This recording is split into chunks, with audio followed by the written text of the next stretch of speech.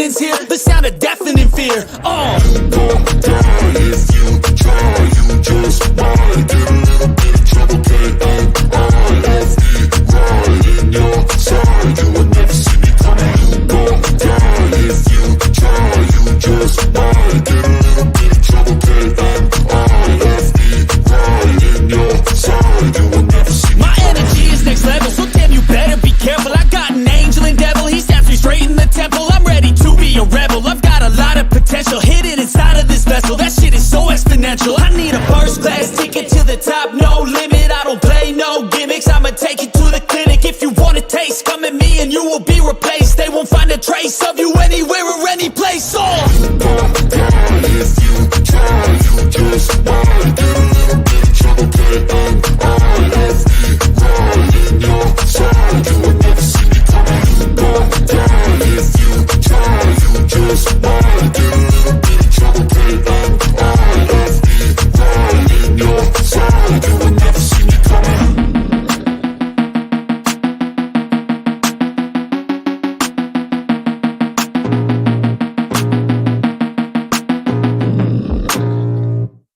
I can feel the blood creeping up from the heathens. Got will, got fight, got pride, got reason. If they wanna go eat, then you know I'm gon' feed them. If you're coming for me, hope you're ready for a demon. I got eyes in the back of my head, I'm seeing. Take me for granted and you know I'm leaving. I'ma take what's mine with the webs I'm weaving. I could take this crowd from seeing to believing. Got a taste for blood and my tongue keeps bleeding. From the words I spit, so sharp, so freezing. So cold, behold, frostbite they feeling. I could tear you apart or I could go heal them. Don't believe in fate, don't believe in ceilings. I just need a taste and my mind starts peeling. I don't pace myself, I grind on kneeling. Got lust for change, I just love the feeling. I ain't gonna give up. Got too little time, I'ma live up. Head down, push forward through the tough times. Cause anything worth doing is a tough climb. And I ain't gonna give up. Got too little time, I'ma live up. Head down, push forward through the tough times. Cause anything worth doing is a tough climb. Cause I'ma live life for the fight, yeah, I'm here to get it. I got drive, got sight, always have a vision. I go by at night, I be in my feelings. I'ma be fine, need time and I'll soon be winning. I live life for the fight, yeah, I'm here to get it. I got drive, got sight, always have a vision. I go by at night, I be in my feelings. I'ma be fine, need time and I'll soon be winning. I can feel the blood creeping up from the heathens. Got will, got fight, got pride, got reason. If they wanna go eat, then you know I'm gon' feed them. If you're coming for me, hope you're ready for a demon. I can feel the blood creeping up from the heathens. Got will, got fight, got pride, got reason. If you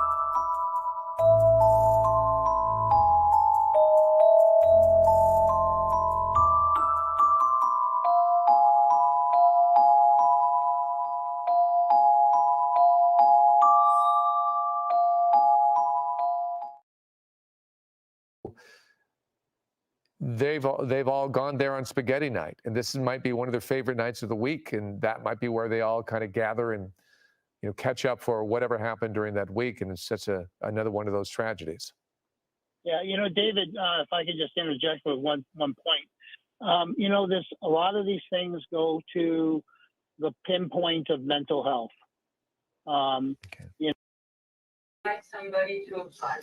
Hello, everybody. Welcome.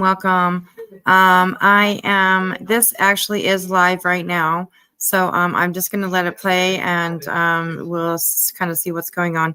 Please, trigger warning for anybody. Sometimes they zoom in onto the scene and they're covered up, but there are casualties that are there that are laying around. So please keep that in mind. And sorry about the background noise. I have my TV on. And it's good to see everybody. Hello, hello. I will stop in and talk every once in a while. So let's get to this. This person clearly could have used somebody's help. Okay, we want to get back with that as this investigation progresses. Let's go back to Jory Rand, who is standing by where this press conference is going to take place. Jory? Yeah, still waiting for them to assemble here. But David, you were talking about Borderline and how they closed.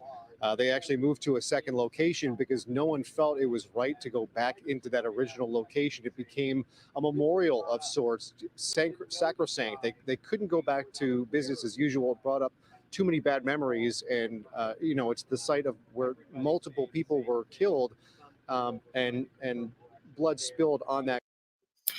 This is it's called Cook's Corner, I believe. I don't know if that's like just what I believe that's what it's called. It's called Cook's Corner. Or that might be just the location of where it is. I'm not quite sure what the bar name exactly is itself. But this is at Cook's Corner is what it is titled. And it's in Orange County, California. People lost their lives, a place where people came to celebrate, whether this will become a living memorial, whether they'll be able to return to this. Every shooting scene in this country where multiple people died, you think about the lives affected, is exponential. It's not just the lives lost, it's the family members, it's the friends of the family, it's acquaintances, coworkers. Everyone in that circle is touched by it. And so when you start talking about such a large casualty list, the number of people who are affected by this in that community, whether it's going to be possible to continue with business as usual once this is all cleaned up, is always a question that is in doubt. And that will surely be the case here. We are just in the initial hours after this happened, but these people have to deal with this now for the rest of their lives, and all of their lives are now changed. It's a scene that we see too often, once again touching our community here in Orange County in Southern California. Yeah, absolutely. And thank you for this place as well. I don't know how you get over the fact that, people are seeing this video. We're watching it on all the different sources and resources. And, once you see a body lying on the ground in a specific place, you don't get over it and you don't forget it. So that will be part of the analysis and what happens to this place going forward. By the way, that press conference expected at 10:30. We're going to continue to gather some more information. We're going to break off just for a little while we investigate what we can. We'll come back for that press conference. Okay, so they are saying that they're going to break off. I don't know if I can. I'm going to try and rewind. Ooh, I don't know. I'm not sure if I can, but let me try it. As quick as possible to disseminate Maybe not. information as quickly as we can. All right. Thank you for joining us. We'll see you in a little while. Okay, I'm going to see if once this goes off, if we can. He did add the special circumstances. Hang on a second.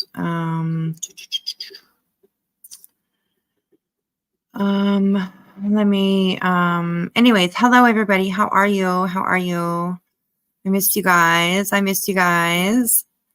haven't been on live for the last few days, but hello everybody. Good to see you all. Thank you for joining me. I know I started a little bit early, but I wanted to cover this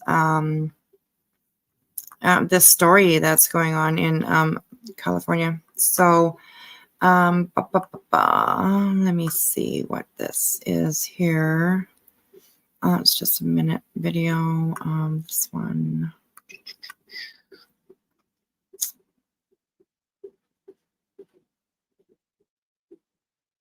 Well, it's only a minute video as well.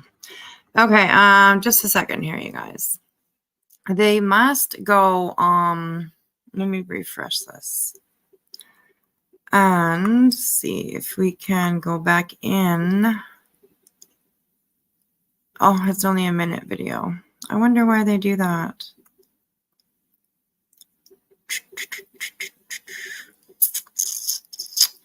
And that was only a minute video.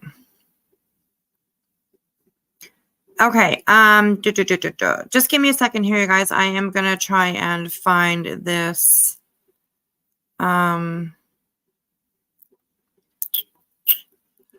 I could paste. Oh, no. No, it's not going to work.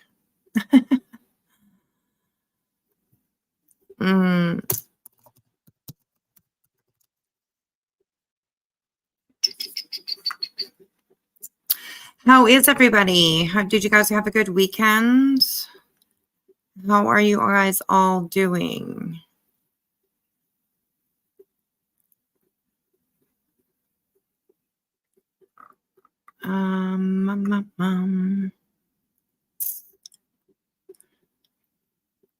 Let me try this instead. All these like videos, like on these news on things, sometimes once they like the live is gone, like they just take it away. It's stupid.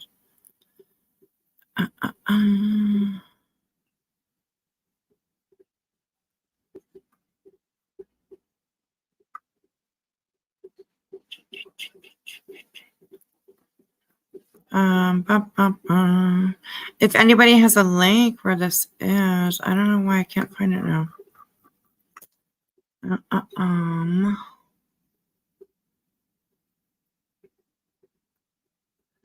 Give me 2 seconds, you guys. If I can't find it, then we'll just go on to what I was going to talk about. And we can come back to this for the press conference.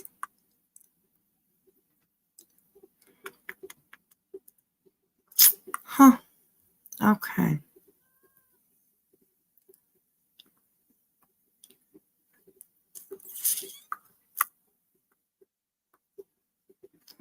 So that didn't work.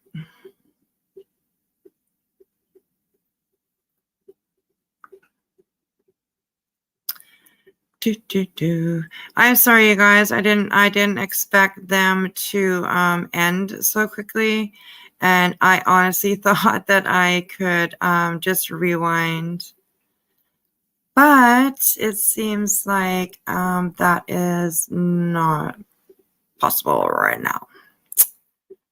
So it kind of is driving me crazy, but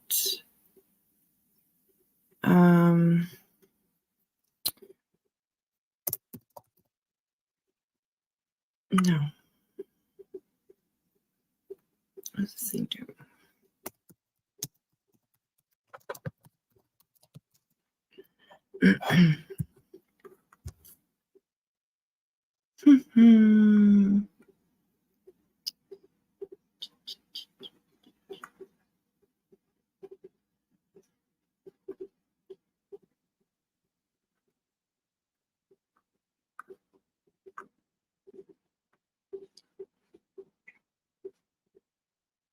Okay. Sorry, guys. I'm not talking. Hello, everybody. I'm here. I'm sorry. I wasn't on mute or anything. I'm just like looking and I'm looking for this footage. I'm hoping that I can find it and we're gonna watch it again right from the beginning, but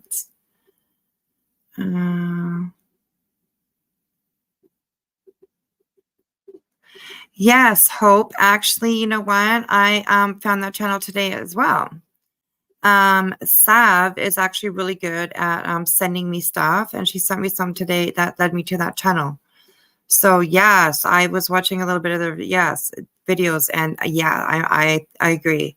They look like they're a really good channel. We'll probably check out some of their stuff for sure. Sure, absolutely. So, anyways, yeah. But yeah, hello everybody. Thank you for coming in. I am still gonna look for something. I don't know why. I can't rewind that live that we were watching. Oh, kind of makes me angry, but you know, what do you do, right? What do you do? Let's check this live TV.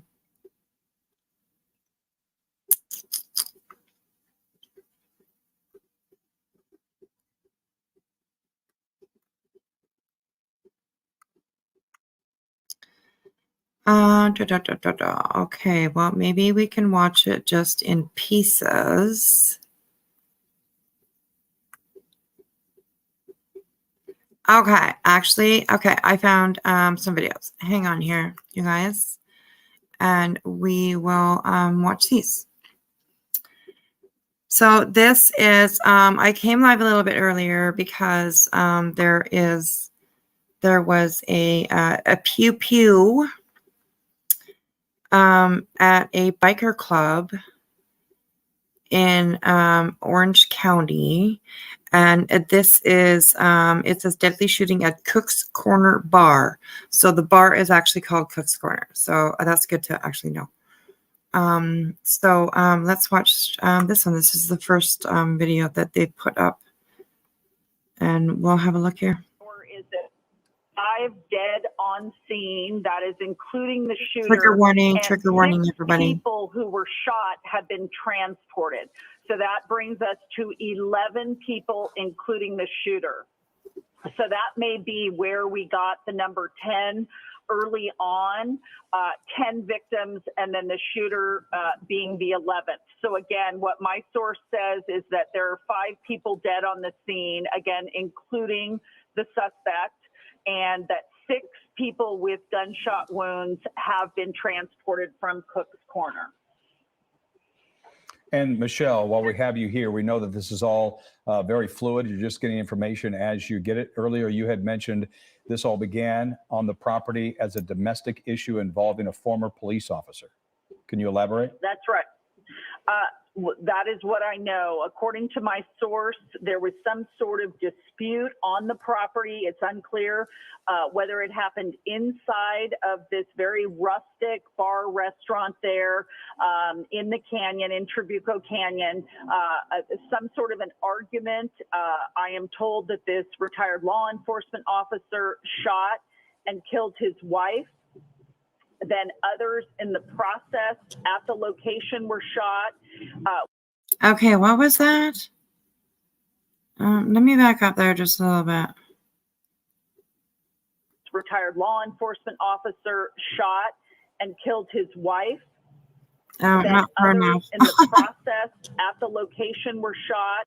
Hang on. And Michelle, while we have you here, we know that Sorry, I keep going back. I missed that there, and I just wasn't sure of what they said. So I wanted to listen to it again here. this is all very fluid. You're just getting information as you get it. Earlier, you had mentioned this all began on the property as a domestic issue involving a former police officer. Can you elaborate? That's right. That is what I know. According to my source, there was some sort of dispute on the property. It's unclear whether it happened inside of this very rustic bar restaurant there in the canyon, in Trabuco Canyon, some sort of an argument. I am told that this retired law enforcement officer shot and killed his wife. Then others in the process at the location were shot. What is not clear is whether the gunman then shot himself, took his own life, or whether law enforcement or someone else on the scene shot him. So, Wow, that's crazy, eh? Did you hear that? Retired law enforcement shot his wife, and then in the process of the whatever, blah blah blah, everything, other people were shot and killed. Isn't that's crazy? Oh my goodness, that's crazy.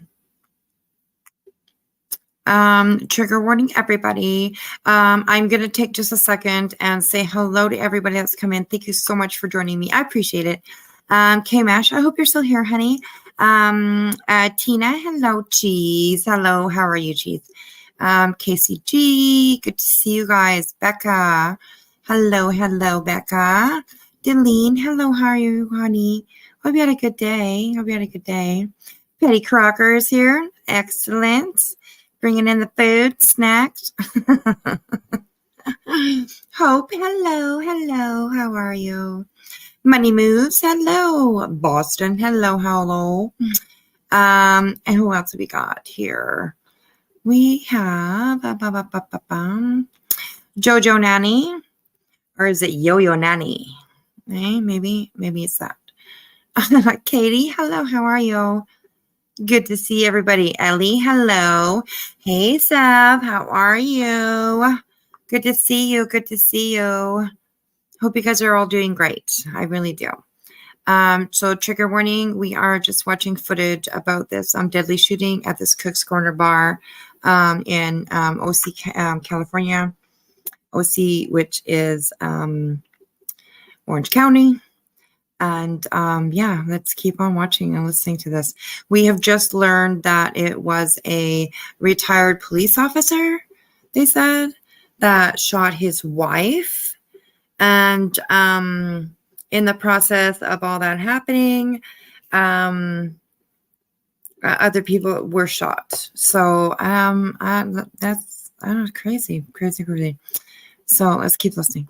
So these are things that we're working on confirming. But as I said, 5 people, my source says 5 people are dead at Cook's Corner, and 6 others with gunshot wounds have been transported to area hospitals. All right, Michelle, thank you so much for your. Isn't that crazy? Oh my goodness. 5 people lost their life today. Oh my goodness. Your updates. We really appreciate you working the overtime. Thank you. Again, just to reiterate what Michelle Gili, our Orange County reporter there, is telling us is that a total of 11 people were shot, 5 people dead on scene, including the shooter, and 6 people were transported to the hospital. And as far as we know, this was some sort of domestic incident, some kind of fight, an argument that had happened between a retired Southern California law enforcement officer and his wife. He shot his wife dead. Other people were shot in the process, and we're trying to find out right now if law enforcement shot the suspect, whether he shot himself, or how he or she went down, or how he went down, I'm sorry. And we certainly want to thank the viewers for staying with us here as we continue to give you new information that may contradict what we gave you at the top of the hour, because this is a. Yeah, and remember, like these guys, I found a whole bunch of like smaller videos of this from this KCAL channel, CBS News Los Angeles. So this is like right when it first started. So the information that's out right now at this time might be different than what we're watching. So keep that in mind. Keep that in mind. It's a fluid situation. We're getting information in real time as officers update us. What we can tell you is when we initially saw this, 10 people shot. Now it appears that the latest number is 5 dead. That's from Michelle Gili, our reporter, who's on her way to the scene. 5 dead, including the shooter, 6 others with gunshot wounds. We understand they were taken to a hospital. We do not know their condition at this. Press conference at 10:30. Do you know a link where we can find that? I'm like the worst person at fucking finding all this shit. I really am. I like watch other channels that like go live when stuff like this goes on, and then like I try to figure out what channel they're watching, and I go there and look, and lots of times I can't fucking find it. So if you have a link for that where that press conference will be aired, then if you could put that in the chat, that would be awesome. Because like I said, I'm like the most shitty person at trying to figure out. It's amazing that I do this, you know, because like I honestly I can't find shit when I need it. So ABC News. Okay, I'll go take a look. Thank you so much, Jojo. I appreciate that. At this hour, and likely will not know for quite some time. But this all began on the property of. Jen, I'm so glad that you're out of the hospital, sister. How are you? I hope you're doing way much better. I hope you're doing really well. And I'm glad to see you here. I'm glad to see you. Cook's Corner in Orange County. Michelle Gili had said this is a famous biker bar, a very popular biker bar. And tonight, Susie, was a very popular event with a live band, a spaghetti night, and it is a summer evening. Bikers out enjoying, a ride or whatever may be going on, this is a lively spot for them to stop before or after. So it's a very, very busy spot where this mass shooting occurred. That's right. Let's bring in Mike Rogers from the assignment desk with new information. Mike, what do you have? Yeah, a couple of things. So first of all, I just want to tell you our colleagues at the network, CBS News, have confirmed that the FBI is also responding to this now. Not terribly uncommon. It doesn't necessarily mean that there's a federal case here, but the FBI will also be able to lend, lab assistance if needed, some of the more clerical type stuff. As we've been reporting, there is no active threat here anymore. So it's not like they're responding in a tactical manner, but certainly the FBI has a lot of resources when it comes to the investigatory powers that they have. Secondly, I want to tell you about something that we're trying to get a hold of somebody who posted that she was actually able to get out of there. So I just reached out to her. We're trying to get in contact with that woman to tell us exactly what she saw happen. But, we were definitely from inside. But then we've also seen, unfortunately, people that were deceased outside of the bar as well. So, what was the trajectory here? And, also as we talk about, so sad. The person being shot by law enforcement officers, that kind of tells you how long this went on, right? Because you know, who knows how close the nearest sheriff's deputy was. You had to have time for a 911 call to be placed, a sheriff's deputy to respond. That's not that it's, took forever. I'm not. Okay, that one's done. Maybe it'll load up like the next outside. Okay, I think it does. Including the shooter himself, who was in a silver.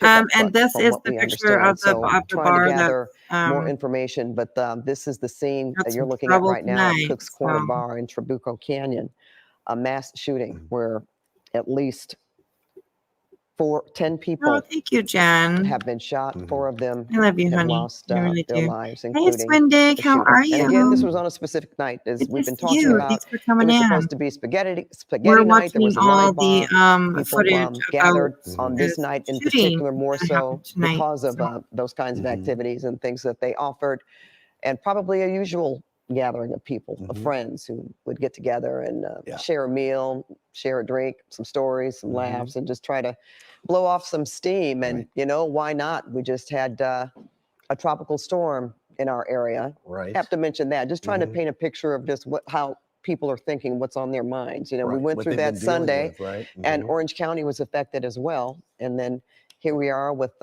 nicer weather, temperatures, and people wanting to get out and gather again, and something like this happens. Yeah. And our Michelle Gilly, who covers the Orange County area, she gave us a little insight too into the bar, Cook's Corner, saying it was a very popular bar, a rustic bar. People would gather there, ride their motorcycles there, to drink beer, to eat food, to listen to some live music. And I had asked Wendy Coro, again from Russ Brown Motorcycle Attorney, who sounds like typical biker bar. Hey, how many people she thought would be here tonight. She wasn't sure on that number, but just based on a night like tonight, 500 possibly? There could be up to 500, right? On a very popular night. Of people. My guess is Unlimited Spaghetti Night is a pretty popular night. Midweek, people are getting through their week. And as you mentioned, Pat, we just got through Hillary. They wanted to go out, get outside, be with their friends, and just have a good time. Sure, enjoy each other. And when you think about that, if there were hundreds of people, how long this investigation is going to take, how long people are actually going to be at this facility. Okay, I can't fast forward it or anything. I don't know why, but maybe I can. No, language quality. No. I thought maybe I could speed it up a little bit, but I am going to actually just go back. You guys can watch what I'm doing here. I'm just going to go back and see here's all these for quite some time. And again, if you're familiar with the area, there were some road closures. Santiago Canyon Road. Don't know when that is going to be open to the public again, but you would have to think that they're going to be there. Out kind of place here as we look at the scene.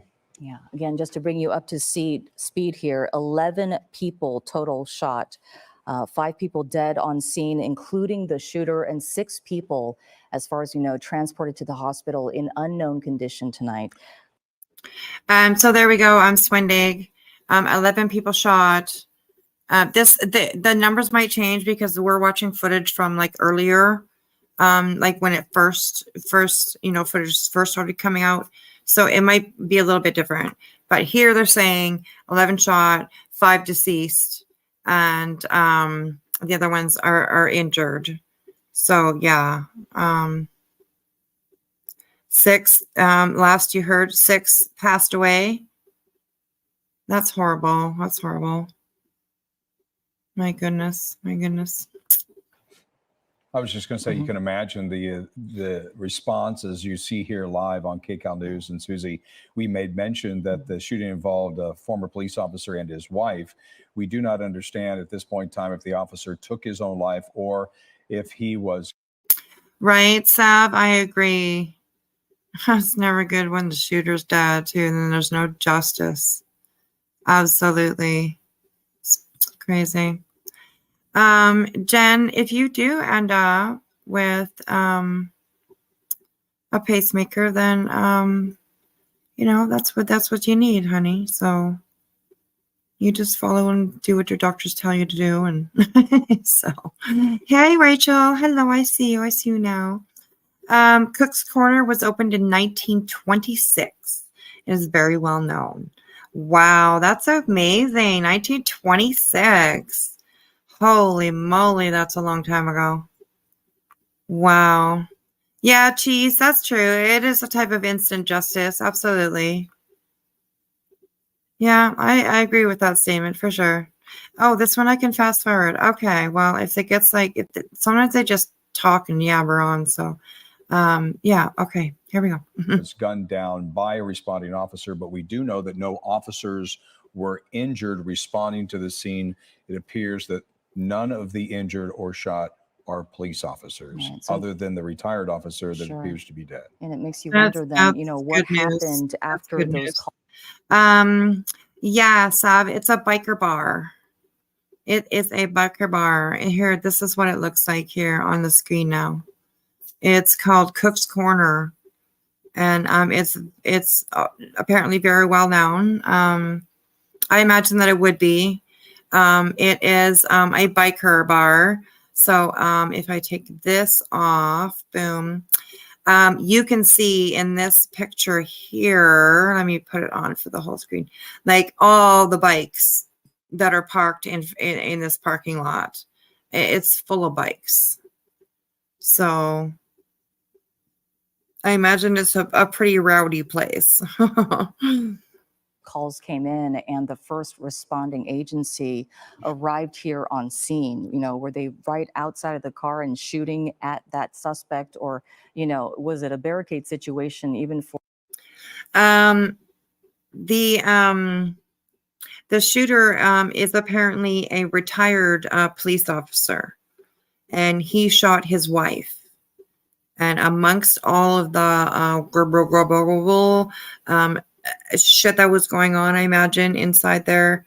If it was inside, I'm not sure if it was inside the bar or in the yard. It looks like it seems like it might have like an outdoor part or something. I'm not quite sure.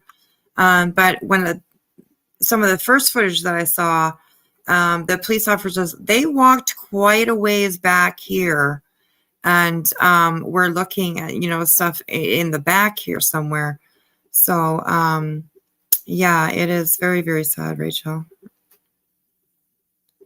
Yeah, right. Exactly. Watching Sons of Anarchy. Yeah, that'll give you a good idea. Pretty good idea, anyways, of how biker bars, kind of go, how bikers kind of live.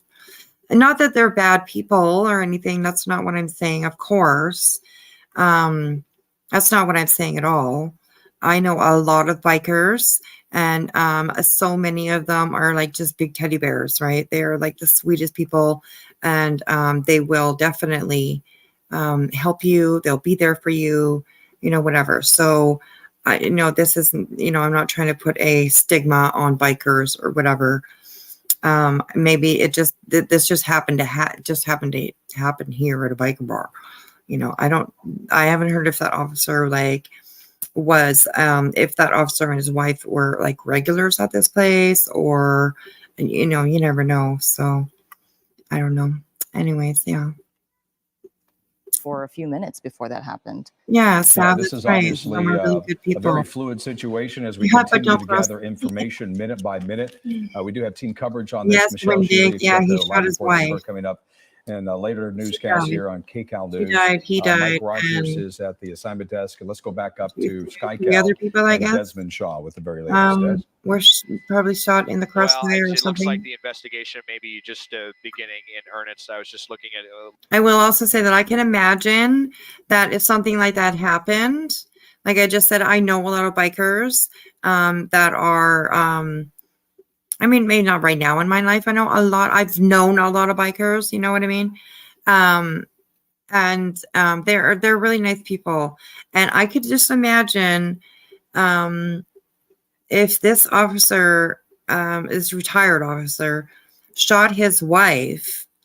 And people are around and saw this, I could totally imagine these, these bikers, like, charging that guy or, whatever, stepping up to, I'm trying, save that his wife, I can totally see that happening.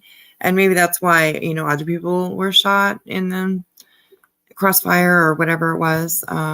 Yeah, it's very sad, very sad.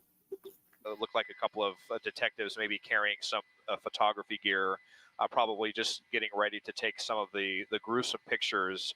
I was just trying to kind of recreate this in my head. Obviously, all conjecture at this point, but I'm just looking at the layout of the property and how much attention we've seen underneath this canopy. We haven't been able to see. I'm wondering if the shooting may have happened there and then the perpetrator ran out here, because we have another victim back in this area underneath a tarp, and then out towards the front of the property where we have the other two victims, one right here on the edge of the parking lot, another right there, and then the suspect's truck is up underneath this canopy of trees where you can see some of the flickering of flashlights around where we believe the suspect's body is. Now, I couldn't quite tell because it is. Hey, did you see how far back they went? Like they went way back on this property. So it is yes, Sav, yes, you can. Yes, yeah. That's why I'm saying like trigger warning. I have it scrolling across the bottom. Maybe it's not enough of a trigger. I know it says trigger warning, but yeah, trigger warning, you guys. And Tina, yeah, if you have a link or something where we can go to, I was told ABC News, so I have their site pulled up, and I'm just waiting to see if anything pops up there. So, but if you have a direct link, another link, then absolutely put it in the chat, and I can get it. Yes. Thank you. It is so dark and obscure, but it kind of looked like there was a body sitting in the passenger seat. Again, it's just hard to know for sure what all I saw. Under the, here you see a silver truck there that has one of the doors open. So a lot of attention being played up in this area, but you just kind of can't help but try to wonder, how all of this transpired, and you could just imagine the terror that was going on what was obviously a very crowded night. Was probably a very happy night leading up to sudden chaos and terror here. Jeff and Susie. Yeah, we're going to continue with the breaking news coverage here. We've been doing it since the very top of the hour at 8 o'clock here on KCAL News. We'll continue it through the evening. I just want to give you a real quick recap of what we know at this point in time. This appears to be multiple people dead at Cook's Corner. It's one of the Southern California's most famous biker bars, a very lively and popular spot. Tonight had a big event on the ticket of a live band, a spaghetti cook-off or spaghetti night. We understand 5 dead, 6 others with gunshot wounds. Those 5 dead includes the shooter. We believe the shooter is a retired law enforcement officer. We do not know what department he used to work for. We do not know if he is a local or from somewhere else. We do understand this began as a domestic violence issue between a husband and wife, the husband, of course, being that former law enforcement officer. We do not know if that officer took his own life or was shot by police. Obviously, Orange County Sheriff's deputies responding to the scene here as we continue that team coverage. Mike Rogers is at the assignment desk. We have Juan Fernandez and Pat Harvey taking over here at the top of the hour.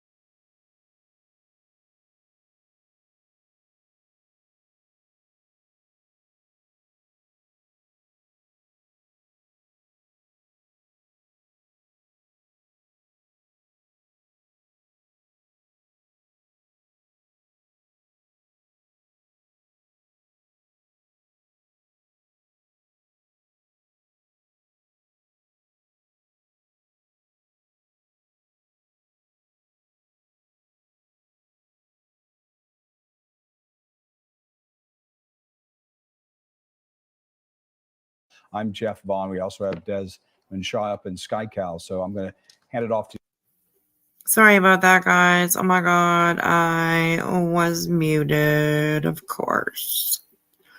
Okay, I was muted. I'm sorry. Yes, I was saying, I don't know if you guys heard anything I just said, but I was saying, like, look how big this property is. Like, it's a huge property. You can go all the way back around here, I believe. It looks like, anyways, it seems like there's, I don't know if this is just law enforcement lights that are back here now because it's a crime scene, or if that's just the way it is all the time, but it's a big property. It's huge. And yes, there is definitely a difference between a 1%er and a biker. There definitely is. I will agree that, yes. This is a helicopter. I think this is helicopter that we're looking at right now. So yeah. To you, Pat, and give you the baton here as you continue this continuous coverage. All right. Thanks so much, Jeff. And we begin KCAL News at 9 with breaking news. A deadly mass shooting tonight at a historic biker bar in Orange County. 11 people shot at Cook's Corner. At least 5 of them, including the shooter, is dead. And El Toro Road is shut down in Trabuco Canyon around the bar, which is on Santiago and Live Oak Canyon Roads. And our KCAL Orange County reporter, Michelle Gili, has the latest from Trabuco Canyon. And Michelle, if you can fill in some of the blanks for us, we've been waiting desperately to get more information. So thank you so much for everything that you're doing tonight. Absolutely, Pat. And my phone has been blowing up really ever since this whole thing happened around 7 o'clock tonight. And we should stress that this is preliminary information, because in situations like this, as we know, things can often change. But what I'm being told by a very well-placed source in law enforcement here in Orange County is that 5 people are dead. Just to repeat. Yeah, Cheese, I saw that too. It looks like there's probably at least 30 bikes in that parking lot, which is just, and they all have to stay there now. Just, they can't go anywhere, right? It's a crime scene, so you know, it's kind of crazy. You should have sound. Ducky, do you hear me? Ducky, ducky. Quack, quack, quack, quack. Hello. Hello, Miss Ducky. I hope you heard that. Oh my gosh. Crazy. Okay, here, let's keep going.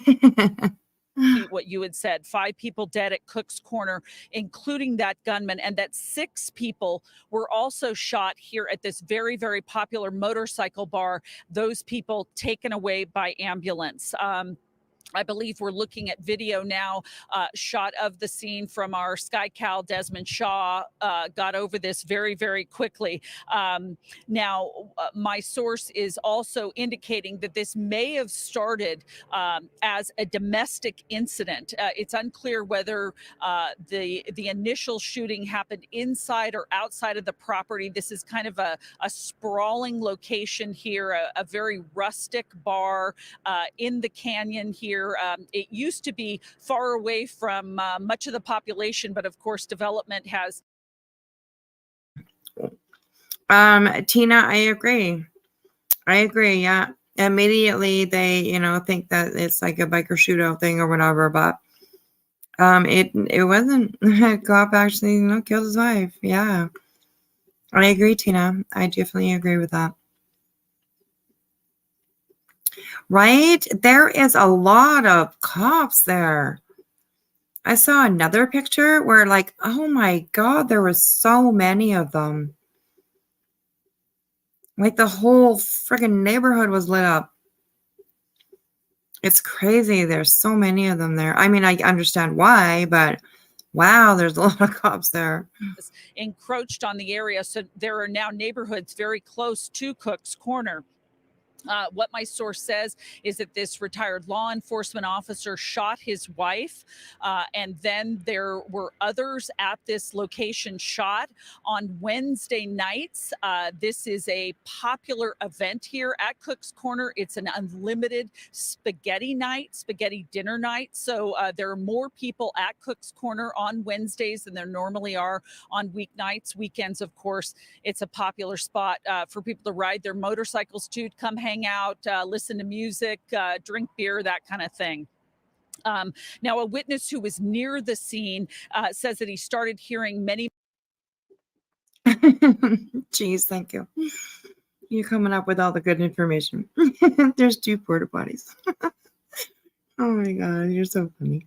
Many sirens. This is around 7 o'clock tonight. And a sheriff's deputy told him at one of the roadblocks that there was an active shooter. That was the situation going on. Yeah, El Toro Road completely blocked off. And then, of course, we started hearing about people who were dead. We also were able to talk to someone who had a friend inside of Cook's Corner. He was making his way up to the bar and he got a phone call from someone inside. Let's take a listen to what he told us. We have friends that are in the bar right now waiting for us. Have you been in contact with your friends? I have been in contact with them. So they're safe? Yeah, they're safe. They're upset, of course. I mean, when you got multiple shots being fired around you, they were right next to the shooter. He said it's an older man with a gray, oh my goodness. Beard. So it's pretty chaotic.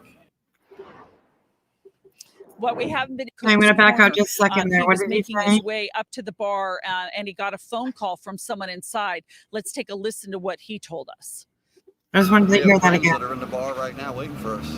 Have you been in contact with your friends? I have been in contact with them. So they're safe? Yeah, they're safe. They're upset, of course. I mean, when you got multiple shots being fired around you, they were right next to the shooter. He said it's an older man with a gray beard. So it's pretty chaotic. It was an older man with a gray beard. Huh? What we haven't been able to determine is exactly how many people were at Cook's Corner at the time. As you can see from the aerial pictures, there is a building. So inside there's a bar and a restaurant, and then outside kind of a beer garden type vibe, picnic tables, lots of places for people to gather. Again, my source saying that 5 people are dead here, including the gunman. What's not clear, Pat and Juan, is whether the gunman took his own life or whether law enforcement or someone else may have shot him. We're waiting to get clarity on that information, but we understand that the gunman is dead, that his wife is dead, that others who were attending this spaghetti feed, this spaghetti dinner are dead, and the spaghetti feed. Why did she gotta say it like that? My gosh. Hey, blank screen. Hey, blank screen. How are you? How are you? Okay, so apparently there's supposed to be a press conference in at 10:30. So that's in 15 minutes, you guys. I have the Twitter page pulled up. And so I just keep refreshing it, and we'll go over to the press conference when they come up live. So yeah. 6 others shot. We're not clear of the condition of those 6 people, so the death toll could certainly climb. These are things that we're, of course, waiting to get information on and very, very concerned about. I'm standing less than a mile from Cook's Corner, so our plan, as soon as we get off the air here with you, is to make it farther into the canyon to get more information for you. So that's the latest live from Trabuco Canyon. I'm Michelle Geely. Back to you. All right. Thank you so much, Michelle. And if you can stand by, we're going to go to Mike Rogers right now because I believe he has some late breaking information. Yeah, and I just wanted to tell you guys the Orange County Sheriff's Department. Okay. Also keep in mind, you guys, this is not live right now that we're watching. We're just going back and seeing like the clips that they have of this. So just we can, hear about it and learn about it and trying to understand what the hell's going on. Yeah, KCG, right? A spaghetti feed. I thought, what the fuck? Jesus, what the hell? Fuck. That was a little rude. A spaghetti feed. Geez, what about like just spaghetti dinner or spaghetti? You know what I mean? All you can eat spaghetti night, like that. That was kind of spaghetti feed. No, that was rude. Just put out their first kind of official tweet here with information. They're giving us the same numbers, just slightly different here. They're saying 4 people are confirmed dead at the scene, including the shooter. So that would be 3 of the innocent victims and then the shooter dead at the scene, 6 transported to the hospitals, 5 with gunshot wounds. So it's unclear what that 6th person, what the injury or ailment was to that 6th person. That's according to the Orange County Sheriff's Department that just put this on Twitter, also confirming that there was a shooting involving the deputies and the suspects. So the deputies did shoot the suspects. Now, or suspect rather. To be clear, we have seen situations where deputies have shot at a suspect. It's already reached Australia. That was pretty quick. Yeah, exactly, Tina. I think so too. What a fucking coward, fucking pussy guy. Yeah, crazy. Hey, Starry Night, how are you? Good to see you, hon. Good to see you. A suspect, and then that suspect takes his own life. So we still, to Michelle's point, don't definitively know that the cause of death was from the deputies or the suspects, but we do know that the deputies did at least fire at the suspect. So deputies did have time to respond to the shooting at the bar. Correct. And, that's kind of one of the wild things that we were talking about earlier on was, the length of time this went on for, may not have been like terribly long, but long enough that somebody called 911 and the deputies had time to respond and then shoot at the suspect here. So, it's, who knows how close the nearest deputy was, but at least the length of time where somebody called 911, deputies responded, and then the deputies shot the suspect. So do we know for sure that they weren't already there? That there was not a or several? And my question, was there a gunfight at any point, even between people who are not law enforcement? Yeah, and they still haven't said that. We've not heard anything that would lead us to believe that this was a gun battle. This kind of reminds me of the Borderline shooting, right? Because November 2018. Exactly, and you had a CHP officer. Hey, Smiles, how are you? Good to see you. Good to see you. I'm gonna bump this one forward just a little bit. When you were mentioning, or we were seeing here, a very large crime scene. What do road closures look like around the area right now? Well, we have these 2 streets that are shut down. Live Oak Canyon is not really an important street for, I would say, 99.9% of Orange County. We'll go ahead and put it up here on the map tracker here. Here are the areas that we're talking about. So El Toro Road closed from Santiago Canyon, and then it's going to be shut down El Toro Road probably about a mile or so to the west. That is a pretty important road for Orange County, but there's ways to get around that closure. But for the folks that live on the rural portion there of Live Oak Canyon, this is one of only 2 entrances and exits. See, here you can see all the blinking lights of all the officers. And I mean, I'm sure there's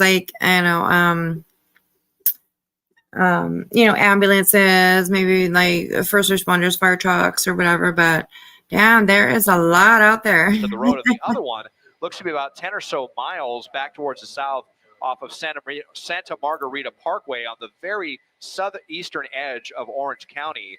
So for folks, we witnessed a couple of people who were trying to get through this closure. The authorities would not let them because, there's a lot of evidence right down here. I mean, we have this body that is right here, so they're not going to let anyone drive through here. Those folks had to turn around, and they're going to have a very lengthy detour to get around this area, certainly for the remainder of this evening, if not longer. Crazy, eh? There's somebody out on the street. Maybe that's a suspect. It's kind of weird. You see this like little, oh yeah, you can't see my pointer. So this little square right here, that's like probably a little tent, I think, that they put out maybe. And there's somebody laying.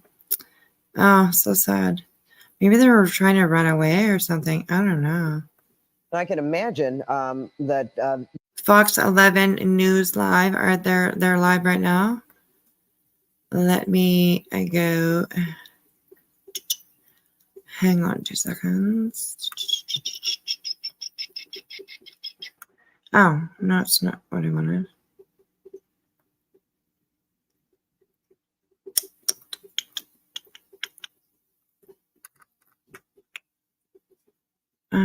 Give me a second, you guys.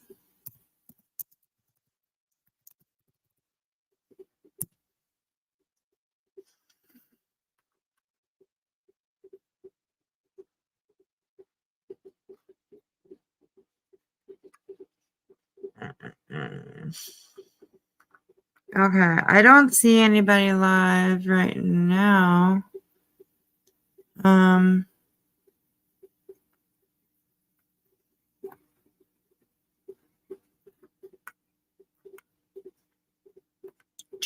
Okay, hang on. I'm here. Okay, let's keep watching this just for a little bit. I am watching for like when they come live, so hopefully I'm on the right page. the activities have completely stopped at that bar, but I'm wondering, I'm sure they're questioning a lot of people as well who are still there, and it'll be some time, I would think, for everyone to be able to be dismissed, if that's the correct word to use. Yeah, I did notice that may have been what was happening underneath this canopy, because I did see some plainclothes people. So maybe this is where deputies were having the witnesses come and give their eyewitness accounts of what happened. I did see folks in T-shirts and shorts and hats coming into and out of this area. So it's very possible that that's where they're having people go to give their accounts before they release them from the scene. I mean, there's obviously still a lot of people around here. Yeah. We have a lot of vehicles out here. Sadly, probably some of those vehicles belong to the victims who are now in the hospital in unknown condition. But there are so many cars out here that makes me think that there are a fair number of people here that are still on scene talking to deputies this evening. Okay, give me a second here. I'm gonna bring up a different one.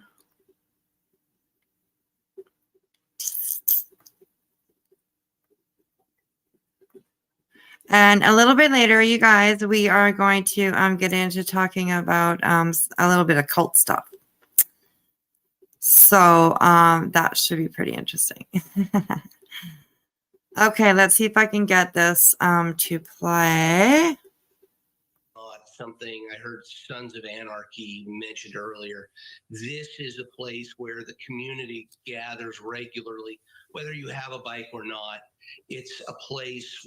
Okay, I am going to back up just a little bit here, like here. 25 years ago and rode with a law We are 2 minutes behind. That location. They And are so I live think you right do a now, real these service to channels. people to paint the picture that it really can be a place for families, for anybody who loves Southern California and the outdoors.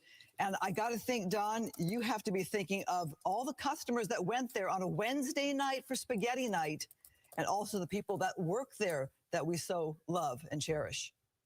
I am, as we do this report, getting texts of people I know who are out there, perhaps one a victim.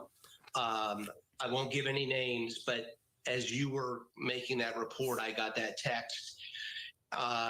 It's too early. It's too fluid. One of the things the sheriff impressed upon me when I talked to him about half an hour or so ago is some of these initial reports, they're always foggy. And so we need to take a step back, let the investigators do their work. The point, though, that you make about the bar is absolutely spot on. This is not something I heard Sons of Anarchy mentioned earlier. This is a place where the community gathers regularly, whether you have a bike or not. It's a place where the community comes together with live music. They did an event a little more than a year ago. I attended for veterans. See, there's another picture, like of the bar, right? It's big space. Veterans Day, or it was Memorial Day. It was patriotic. It was just a community-centered event. The owners contribute to local causes. This is not a rough and tumble biker bar as maybe in popular culture that is thought of. This is KCG, you feel there are a lot of similarities between 1%ers and cults. Well, I don't know about that. I mean, they do definitely have the idea, and yes, exactly, KCG, this is not a biker situation. No, I don't think it is either. Bikers definitely, or biker clubs, biker, whatever, they definitely do have like that sense of brotherhood, of course. They stand up for each other, they'll protect each other, all that kind of stuff. But bikers are also very against, usually, abuse against women, abuse against children, abuse against the elderly, stuff like that. So I don't know if I would really compare. They definitely, like I said, they definitely have that, like, honor system, I guess, or I'm not honor system. That's not what I meant. What did I mean? Like the sense of like belonging, of like they're tight knit, they're tight knit, they're family, they're, they keep things in between, in within the circle, I guess you could say, or whatever. That definitely, I get that, but like bikers, like I said, like they're usually very, very against, like I said, abuse against women, abuse against children, elderly, animals. Like they really do definitely have like, a sense of having a good heart, I guess, or you know what I mean? So, but I do see like where you were kind of making that comparison. I get that. Yeah, definitely. A rumor is the ex-officer went to confront his wife cheating with a biker. Oh, okay. Ooh, we're getting a little dirt now, hey?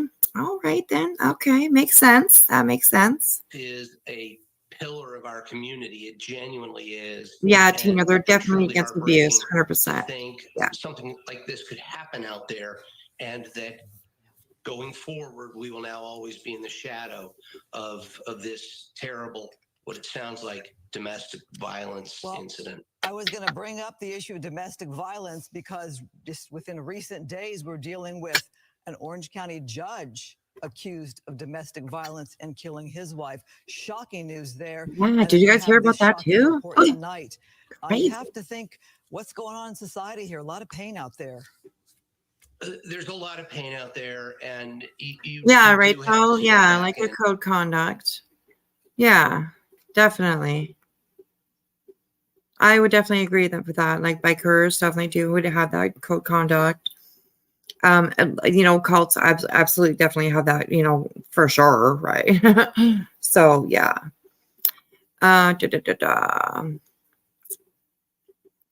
Biker old ladies wear patches, property of, in the name of the club. Yeah, I wouldn't be up with that. I'm not sure, but have they said which biker club? Yes, this is called Cook's Corner, and it is in Orange County, California. So apparently it's pretty popular pretty popular place. So yeah. And, Give me a and second and wonder I'll put at up what's a causing it. picture. I don't know that There it's it certainly is, up not on your new that we screen. have domestic violence issues. It is, however the case, a lot of folks are struggling, especially coming out of COVID. The Orange County government has, for the last several years, been actively promoting mental health awareness, mental health issues. We have a hotline that is available that you can talk to counselors. Yeah, I mean, this wasn't like really like a biker bar, biker club or whatever. I don't think anyways. I think it was just a popular place for like that bikers went to. I'm not so sure if this place itself is tied in with like a biker whatever, but I think maybe it's just like a place that they like to go. It was just a very popular place, but I don't think that like, well, we just heard that like maybe that he had gone there to confront his wife because she was, you know, dicking somebody else or whatever, you know what I mean? Old lady, damn, jeez. And I think it just happens to be, you know, a place where bikers are. So Hells Angels are a very big topic group. Yeah, absolutely. They are. They are. And then some of them aren't so good either. Hells Angels, absolutely. There's stories behind that too. Not a lot of, you know, there are some Hells Angels, what are they called? Chapters, I guess maybe. That are not such good people. So yeah. You know, just in general, mental illness and some of the pain that we've all gone through the last couple of years is hard for folks. And so if you are struggling, OC Navigator, go on our website, OC Navigator, if you have mental health issues. The county is determined to do everything we possibly can to help people through whatever is disturbing them at this point. But domestic violence has always been with us. Let's keep a focus on it and try to minimize it. Don Wagner, supervisor from Orange County, represents this area. Thank you so much for your insight. Always good to talk with you. Sorry to do so under these circumstances. We've got some new information we want to share in terms of the condition of the folks at the hospital. We told you that 6 people were transported to the hospital. We now know that they were taken to Mission Hospital, 2 of them in critical condition, 4 of them in stable condition. So obviously especially concerned for the 2 people in critical condition. We know 5 out of those 6 people sustained gunshot wounds. So we're awaiting more information. We hope we get more information. Right, rapper? Why do people gotta be bad? An official briefing from law I enforcement. agree. In the meantime, we had just spoken with Brian Seltzer. Okay, I am going to bring up something else here. Hang on. No, that's not the one. This one. Hang on. I am going to bring up something else here.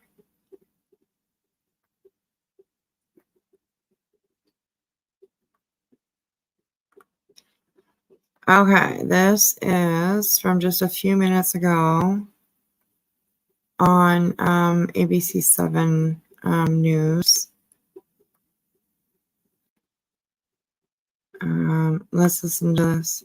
I'm getting a couple of new details here. We will have a press conference, it looks like, at 10:30 at Saddleback Church, which is nearby. In the meantime, we're also getting word that we have some new video in. This is from an eyewitness who shot the video. She was at the bar at the time. We don't Okay, remember, trigger warning, people. know if she was inside or outside. I haven't seen this video yet, so let's take a look.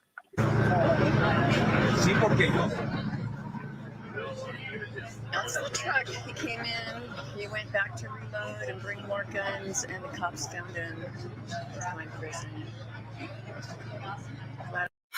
Wow, did you hear what she said?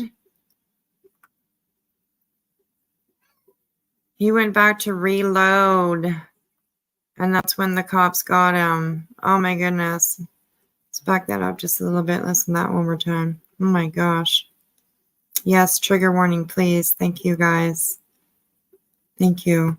I'm going to let this play for a second. And I don't know if you can hear my cat in the background, but I think she wants to go outside. So hang on a second. Let me play this and I'll deal with her. That's the truck. He came in, he went back to reload and bring more guns, and the cops found him in my prison. Glad I didn't die. He shot like 4 or 6 at me and missed.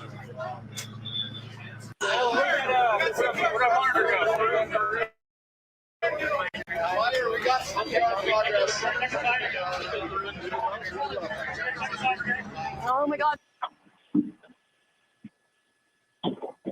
All right, there's 2 bits and pieces of video. I had a hard time hearing what she said, but it sounded like she was describing the gunman, then going back to his vehicle, and they thought maybe reloading, but I think she alluded to a possible confrontation with police. Did you guys hear that as well?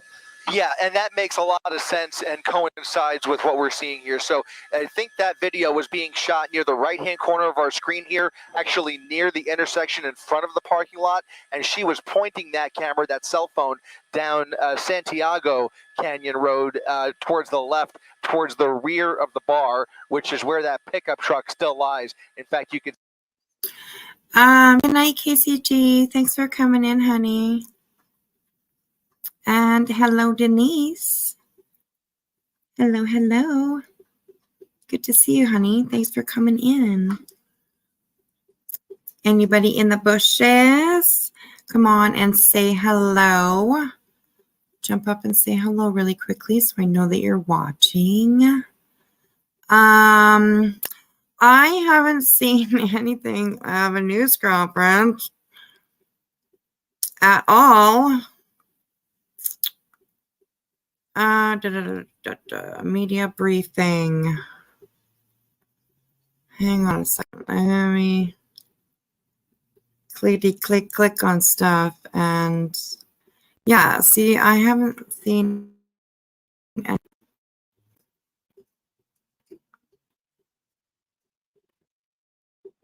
about no briefing yet. So I'm not too sure. So we'll just keep going with what we're watching. And if they happen to do a press conference, then we'll get into that. So yeah, let's keep watching this here.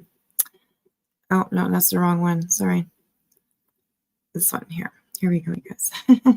You can see the pickup truck in question as we come around here right behind this tree. It's actually difficult to make out the truck itself, but it's actually right behind the tree. Right there is the truck that she was pointing at. She saw the suspect running back here. She reported a confrontation with law enforcement, which we now know there was an officer-involved shooting, and now just steps away over to the left is right where that suspect is believed to be deceased. So that is starting to make a lot of sense with the information coming into our assignment desk. The other 3 injuries that are the other 3 fatalities, I should say, that are in the front of the establishment appear to be patrons of the bar. Of course, we don't know exactly their role, but appear to be patrons during spaghetti night here at Cook's Corner. Apparently garners a big crowd. Lots of people come out for the spaghetti, and the M Street Band, which was also playing this evening, they reportedly took the stage at around 6:30. The shooting happened right around 7:30 when the bullets started flying and this entire bar emptied out. Yeah, that makes a lot of sense. And yeah, as odd as it sounds, spaghetti night is an important detail in all of this because it's such a popular night. Yeah, so many people were there. With more people there, the more danger they're in if a shooting does break out. Okay, now this, I don't know why it goes dark when I push pause. It pisses me off. But anyways, this line right here is all bikes. Okay, and across here as well, there are bikes like parked along here. So there were quite a few bikers there that night. This night, tonight, I guess it's tonight or whatever time it is. I don't know. I don't even know what time it is. So, there were a lot of bikers there, definitely. And I could see why people kind of put that stigma on it, I guess. what happened at a bike bar, well, there's a lot of bikes outside. There really is, but I don't think that has anything actually to do with it at all, other than maybe his wife was, blah, blah, blah, riding on the iron horse when she shouldn't be. Oh my gosh. Oh, okay, I'll be quiet. And by the way, our producer is kind of pointing out to me that this witness says that he shot at her as well, but missed, and did confirm the confrontation between law enforcement and the gun. Okay, so that was that one. I don't know what's coming up next on there. So anyways, that is what's happening. That's what's happening in Orange County. I will definitely, I'm still waiting to see if there's going to be a press conference, and we will definitely, if it pops up on what I'm looking at, anyways, what I'm watching, then we'll definitely go watch it. And if it doesn't, well, then I don't know. We will we can watch this. This is live. Let's see, this is where I am watching to see if the press conference is going to start. So maybe involved maybe shooting. it One will of the start responding here in just a officers few minutes. there, I would assume, gunned him down once This he is saw that he was CBS. in This is jeopardy. live His life right was now. in jeopardy So with that shooter with the weapon. 4 dead on scene. All 6 gunshot wound victims have been taken to a local trauma center. So there's, in addition to the 4 dead, 6 others suffered gunshot wounds, 2 in critical condition. okay, so this is live on. I'm gonna stop it really, really quickly. So they said 4 dead, and others to the hospital. 4 in stable condition, but we have confirmed all 6. Good news is expected to survive. That includes a cook at the business that was shot in the arm, showing that not only occurred inside, there was some shooting inside, but a number of victims seen outside as well. So that tells me that there was gunfire inside and outside of Cook's Corner. Yeah, we were talking about that earlier, how, we're trying to see how this all happened and why people would be outside. And Mike was talking about someone who was inside and actually took pictures. And so we know some of it did transpire inside as well, and not just only spilled out into the parking lot, but we believe at some point they were inside and then they went outside, or who knows, it could have been the other way around. But we do know that multiple people were shot, and multiple innocent people in all this were shot as well. Yeah, and that's the hard thing, right? Innocent people. Innocent people. Who's still on Wednesday? I'm still on Wednesday. OC Kelly Twitter says media time 10:45. Okay, I will look that up. We'll watch this for a bit here, and I will look. We don't know the other 2 people who were shot dead, how they were involved, as Jeff was alluding to earlier. Perhaps, they were like, hey, stop doing this. You don't need to do this. And perhaps they were shot in that process, perhaps protecting other people. We don't know. But we do know that this is just a very sad day, not only for the biker community, not only for Orange County, but for Southern California. To see a place like this that brings so much joy to people, 7 days a week, to see something like this happen tonight.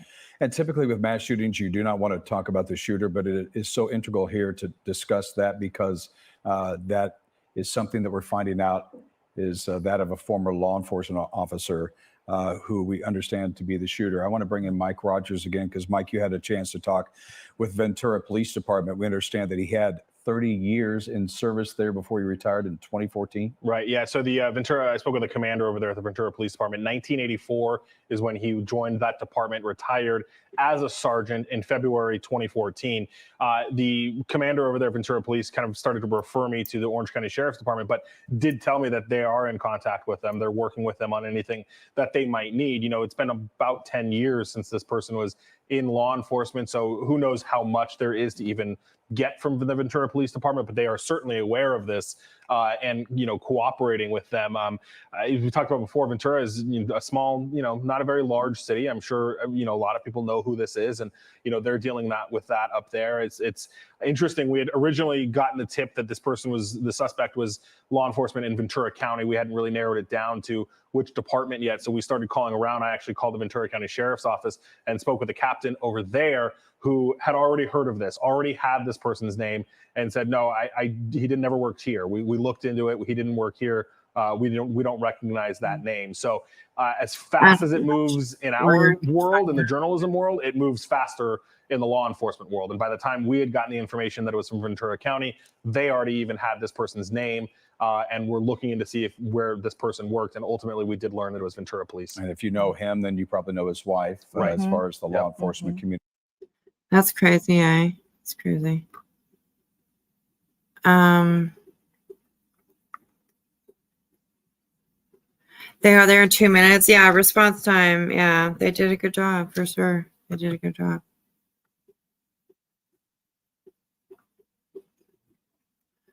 Let me just let this play for a second. Because that is one of the victims in this shooting. I'm trying to find Susie, something on Twitter. I don't know what you guys are looking at, but shooter, which we believe is a sergeant that retired in 2014 from Ventura Police Department, his wife, and then 2 others who haven't been identified yet. That's right. And, you know, we were talking about the timeline of how this all happened and when the shooting began and when the reports came out and when law enforcement agencies arrived on scene and engaged with the shooter. Now, we're talking about 7:04 with the reports coming out. 7:06 is when the first law enforcement agencies arrived there on scene, responding agencies. And then 7:08 is when they were engaged with the shooter. So things happening very fast tonight, within minutes. Yeah. You know, and a lot of, go ahead. No, please. I just was going to say a lot of witnesses there. Think about that. A very popular night, summer evening. Motorcyclists are going in and out of the canyon, enjoying that. And this is a very popular spot. Live band there, spaghetti night. And I kind of want to get more perspective from Desmond Shaw, because Des, you've been following this from the very, okay, let's go to Michelle Gili, who's been following this also from the very beginning on the ground with the latest. Michelle. Thank you. I just talked to a witness who was up at Cook's Corner at the time of this shooting, and he has lost a friend. What he says is there was 5 or 6 shots. They were outside in the picnic area. They heard these shots, and then the shooting stopped, and then it started up again. And he said a group of people on the outside started running, and he said that included his friend, a man in Irvine, from Irvine. And when they were running, he said his friend went down next to him, and he assumed that he had tripped. And again, this witness who I spoke to said that he, you know, kept running and lost track of his friend for a time. After that, he says he came into contact with another victim, someone who was shot in the arm and had a pretty bad injury. He described him as a cook at the restaurant. He said they barricaded themselves in the kitchen, and he grabbed a frying pan and they waited it out there. He said later it is when he found out that his friend, in fact, hadn't tripped, but he was shot in the back and was killed. He also told me a story about a woman who he spoke to. He described her as an employee who works at Cook's Corner, and he said that she came up to him and described this encounter with the gunman. Apparently, the woman was pregnant, and she said to the gunman, "Please don't kill me. I'm 5 months pregnant." And the gunman then said, "Get out of here." So these are just a few of the stories that were being told. Again, I just hung up a few minutes ago with this witness. He is still up at the scene. He said, you know, he's understandably in shock, and he's been interviewed several times by law enforcement, and he remains up at Cook's Corner. Behind me, you can see all of the cameras and the podium. We are awaiting a new briefing from the Orange County Sheriff's Department at 11 o'clock. So we 11 have to get a few now. more details about the shooter who, as we... Oh, shit. Hang on. Oh my God. Oh my God. Oh my God. Give me 2 seconds here, you guys. Know is dead, and who our sources have told us is a former police officer with Ventura Police. Back to you. And so, Michelle, if I'm understanding correctly, that friend that you were talking about, friend of the victim, that person was actually at Cook's Corner? That's right. He was there with his friend outside in the picnic area. There's kind of like a beer garden out there, lots of tables set up outside. And he said they heard 5 or 6 shots coming from inside, and then it stopped. And then. Give me a second, you guys.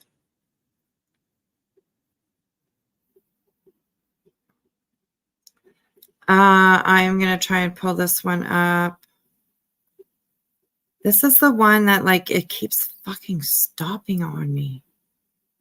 I don't know why it does that. Maybe they don't like you to share. I don't know. But this is, they're just waiting for the press conference.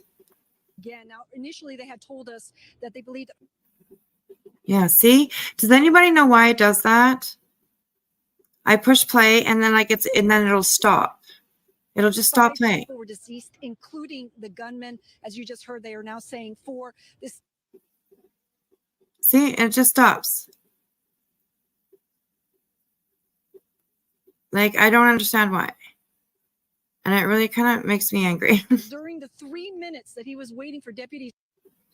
Oh my God, that just drives me crazy. He heard so many gunshots, he couldn't count them. And right now there are witnesses still at the bar. We're told that detectives are in there. They're talking. Okay, K-Mash, I will take a look. Hope to learn more about what. Give me 2 seconds, you guys. I mean, that video is just going to keep stopping.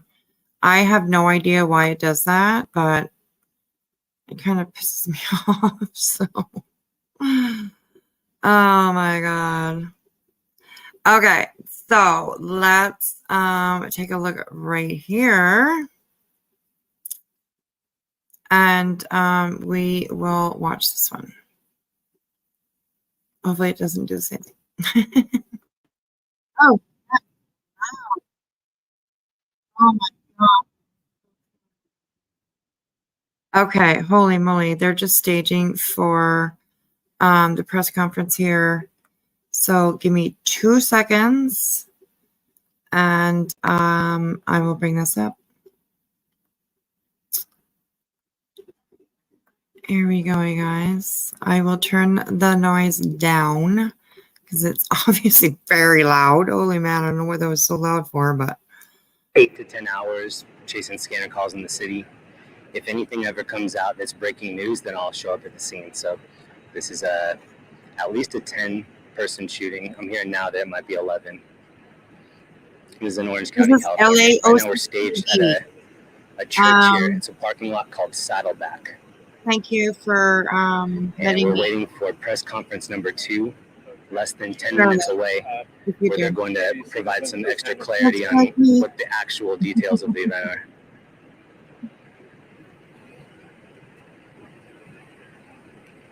Norma Guerra, thank you for subscribing. Thanks to all the new subs in here. Shout out to all my members and all my OGs and my mods.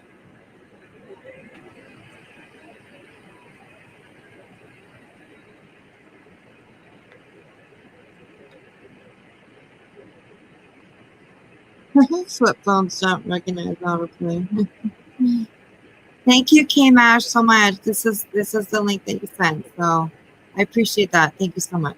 Charles Michael, thank you, man. Just keep in mind, you guys, this is somebody else's channel, so I hope they don't. I mean, they got like 5,000 people watching them. Holy moly. LAOC TV. So,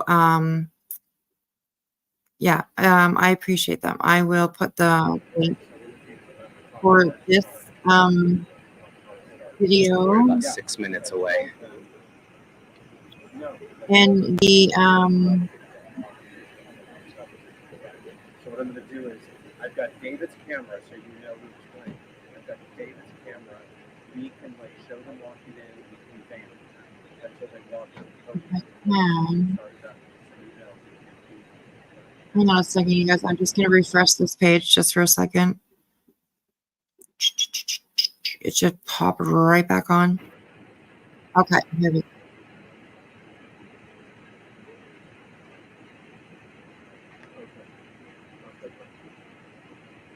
And here is the link to this channel. Hang on a second. What was it, OC? Ruben, thank you, Ruben. LAOC Jeremy, TV. once again, thank you so much, Ruben.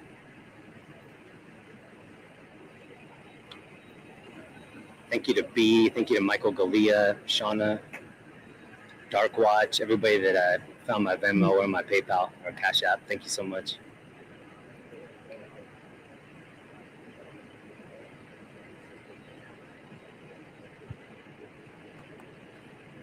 Awesome. Thank you, K-Mash. I appreciate that. Awesome.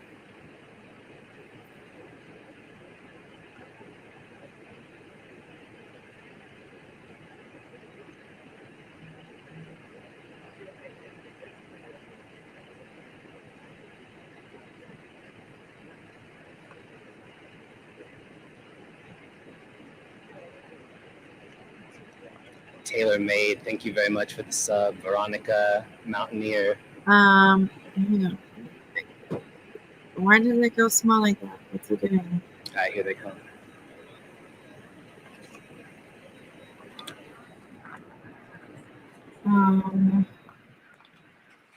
There's like no button for me to make it big.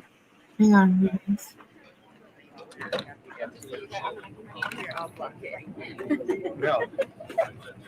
We're right here. You're good. You're good.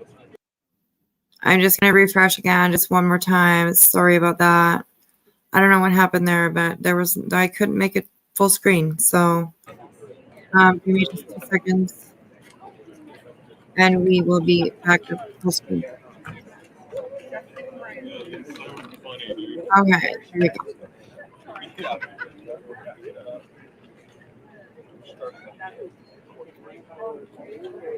At the top at 11.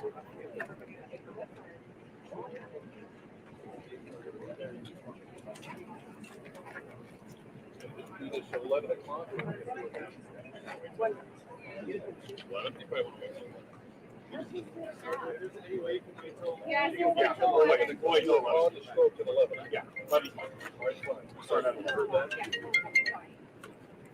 Hello? Hello? Yeah. Okay. They will start at 11.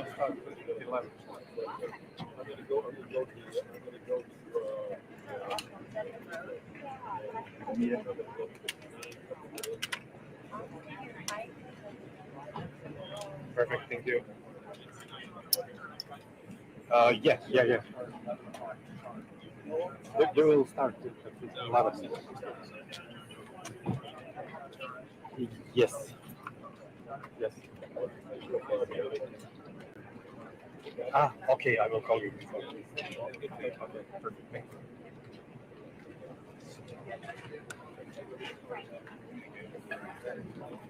Okay, so I'm just gonna. Oh, here we go, you guys.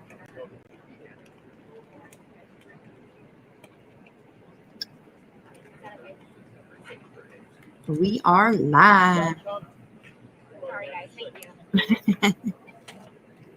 I love stuff like this. I'm just gonna have to tell you, it's horrible that this happened. I guess I'm sorry. I shouldn't have said that. I said I love stuff. No.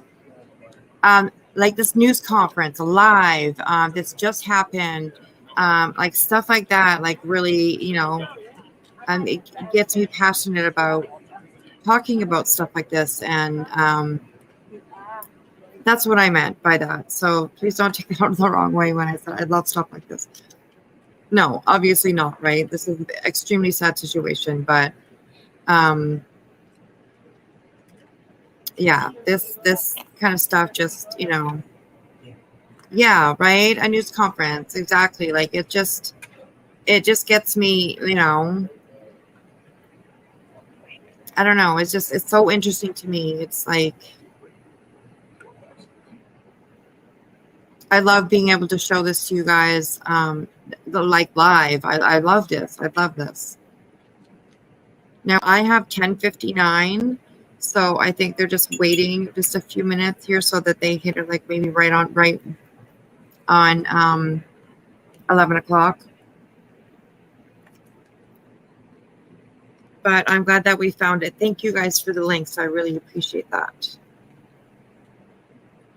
Yes, I love reality, the real reality. Absolutely. That's all I watch on TV is reality TV. Like I hate watching movies. Every once in a while I will watch like a good drama show or something, but I watch cops, shows all the time. Like it really interested me. So yeah. Hi Zena, thank you. Thank you, honey. Yes.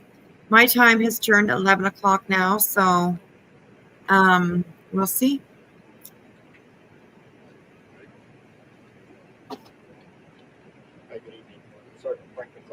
Okay, here we go, you guys. I hope you can hear it. I just want to thank you guys for your patience for being out here. And our condolences go out to everybody that was affected this event. We'll have two speakers giving an update tonight from the Orange County Sheriff's Department, Under Sheriff Jeff Halleck, from the Orange County Fire Authority, Chief Brian Fedesi. They'll be answering questions after the remarks.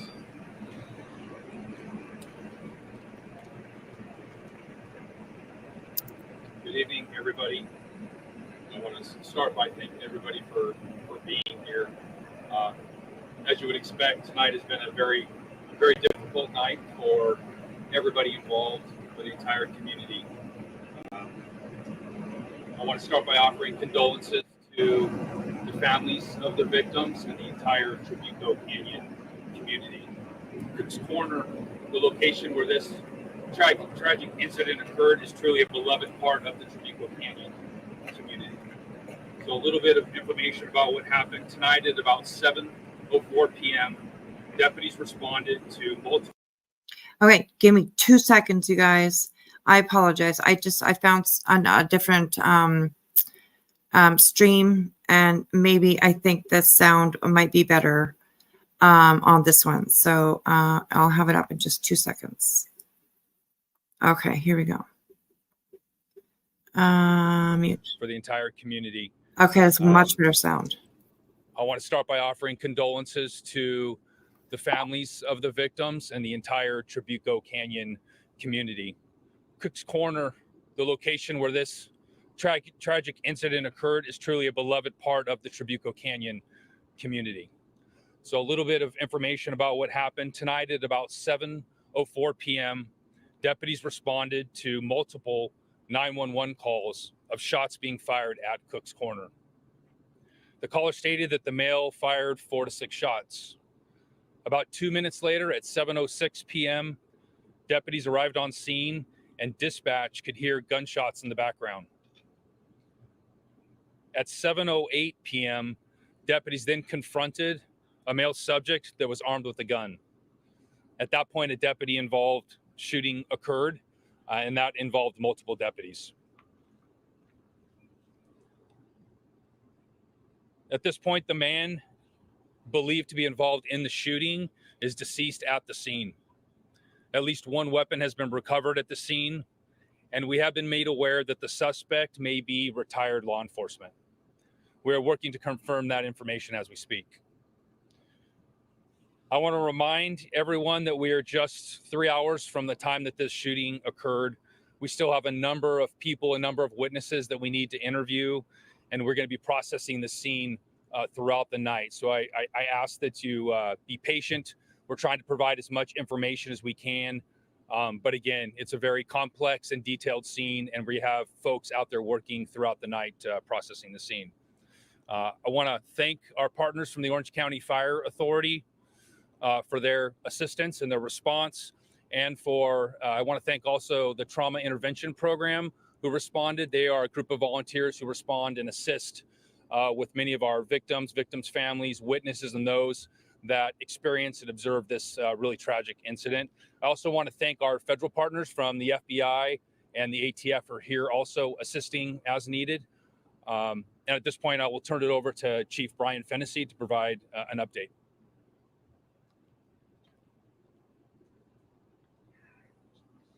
Thank you.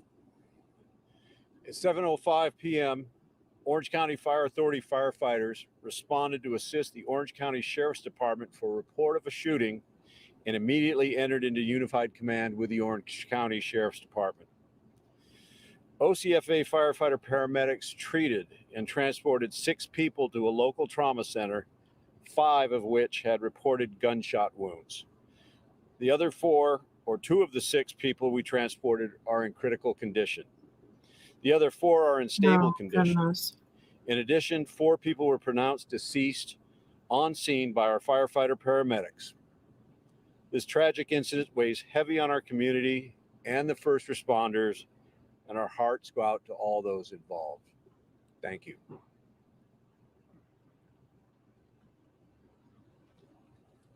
As I mentioned just a few minutes ago, obviously we're only a couple of hours removed from this incident, so we're willing to take a few brief questions, but please be patient with us as we don't have a lot of detail. Michelle. Jeff, what can you tell us about the fact that this is possibly a domestic violence incident, that the gunman shot his wife inside of the bar? So the question was, is this possibly a domestic violence incident involving a male and a female subject? That's part of the ongoing investigation. Obviously, we're getting a lot of the same information, but as I mentioned, we have a number of witnesses that are down at Cook's Corner that are being interviewed now. So I think it's too early to confirm any of that information, but we're getting some of that same information, working to confirm it. What can you tell us about the 4 people were killed? I'm sorry. What can you tell us about the 4 people that were killed? Were their ages, and were they women, men? The question was about the 4 that are deceased. I don't have any of the information. I don't know gender or age or any details at this point. You liar. Probably do know. But they don't release that information probably, until they get a hold of. The question was Next about of whether or kin, not no. the shooter was a prior law enforcement. We are just getting some of that preliminary information.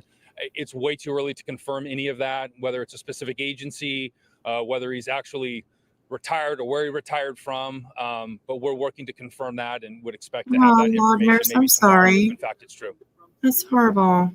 Oh, I don't have those details. I'm sorry. oh, hugs for you and hugs for your daughter. That's sad.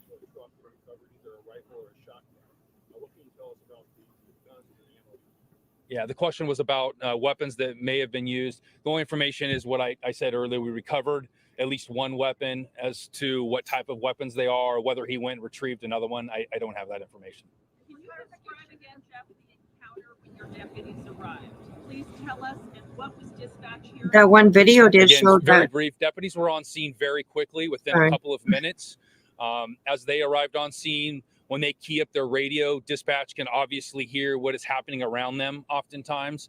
And it is our understanding that dispatch could hear gunshots going off in the background. Exchange of gunfire between the responding deputies and the alleged shooter?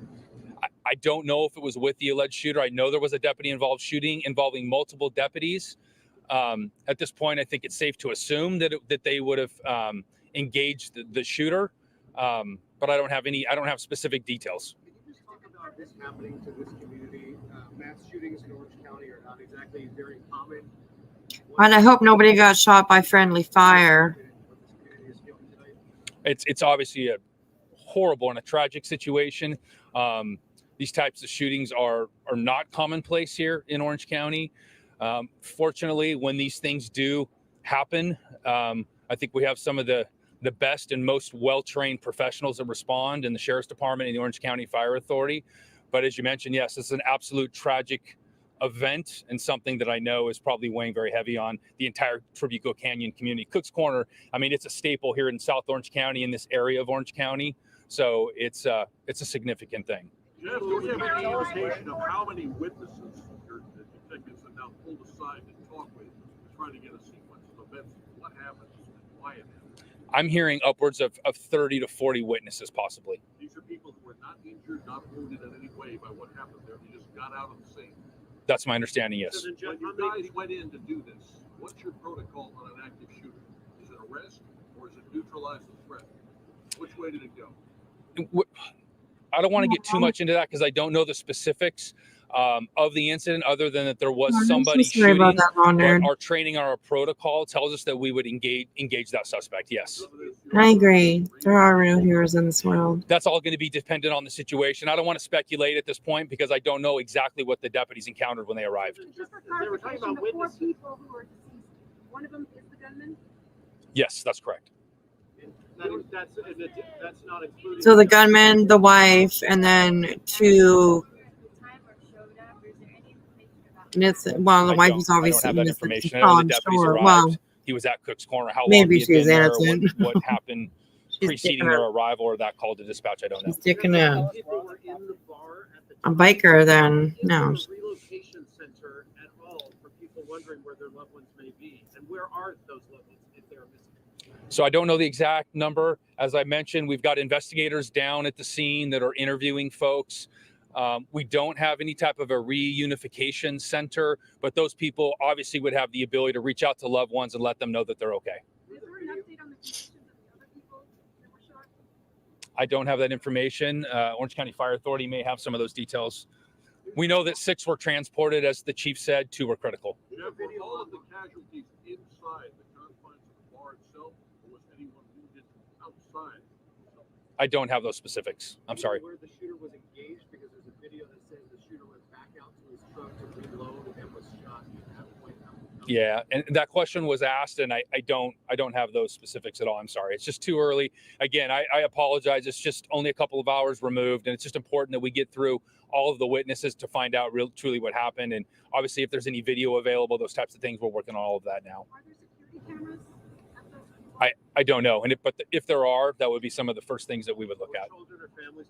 I noticed that some of the bikes are gone, so I think they must have let some people go. I would assume. The I don't know if there was more. children there. I don't know the number of people. Based on the number of people that we have to interview and witnesses that are down there, it sounds like there was a number of people there this evening. All of the people that were killed were women. Can you not confirm that? I cannot confirm that. I'm sorry. Confirm an age range? I don't know. I'm sorry. People were shot inside and We know there was at least one woman, the wife. or wounded sprawled across the property. Honestly, I don't know. I'm just at the location, whether they're inside the building, outside the building. I can't confirm that at all. I just don't know. Or does it appear just from the scene that he was shooting indiscriminately at anyone in sight? That I don't know. That's going to be involved with the witnesses and speaking to the deputies and so forth, but I don't know how that actually happened. I'll take one more question. Were there other law enforcement officers that were already at Cook's Corner? See, here you can see them walking back It's possible, but not that right I'm far aware of on at this point. property. So, all right. Thank you very much. Look at all the law enforcement. My gosh. There's an investigation that's going on at this point. So I don't have that information, and we're not prepared to share that. So thank you, everybody, for being here tonight. We appreciate it. All right, you've been listening to a press conference And there we go. Oh, it's not gonna say something? given by Orange County Sheriff Department and Orange County Fire talking about Oh, you were still the talking, shooting at lady. Cook's. Anyways, okay. So that's that. Isn't that incredible? Wow. Prayers for everybody that is involved in that. Yeah, that's really, really sad. That's really sad. Oh, I have so many windows open right now. Let me close a bunch of them. So I'm sure by tomorrow we will probably have a little bit more information on that. So, okay. So, and yeah, and that's a wrap, Saz. Yeah, and that's a wrap. Okay. So, no, he really didn't have too much to say, but I think they come out just to talk, just to say that they did come out and address the media. You know, I mean, I don't know why they do. I mean, I guess they just do it just to let people know that they are there. They're on it. They're whatever they're doing, right? Investigating, they're there, whatever. They're, you know, I think that's probably maybe why. But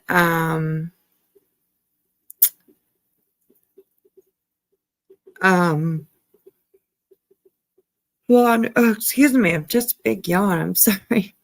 Law nerd, yeah, a courtesy. Absolutely, absolutely. Okay, well, I do have a couple of things that I wanted to talk about. My girl from Australia has been sending me some really good stuff, really pretty interesting stuff. So let me I'm just closing a bunch of windows so that I know where I'm at and, you know, everything's not in my face. So, okay. So, my friend Sav here, everybody knows her, sends me some really good stuff. And I thought that we could like watch this video about, hang on here. Okay, now I love stuff like this because we do have quite a few people that are from overseas, and especially I have quite a few people that I know that are from Australia. So I thought that was kind of interesting. And she sent me some clips and some links and stuff to some stories. And one of them was about an Australian cult. And I thought that we would maybe have a look at that. Just check it out. It is, I mean, from everybody that's here in like North America or, you know, whatever. We don't hear stuff like this quite very much about what goes on like over in Australia, UK, you know, stuff like that. So I thought that maybe we would go over this. I think this might be, I watched a little bit about it, and it is a lot like Scientology, same sort of thing, except for it is in Australia. And I thought that we would take a look at it. So definitely. Aw, Law Nerd, thank you so much. I appreciate that, sweetheart. Oh, you're such a sweetie. I appreciate you. Oh my goodness. Thank you so much. Thank you so much. Ooh, let's go.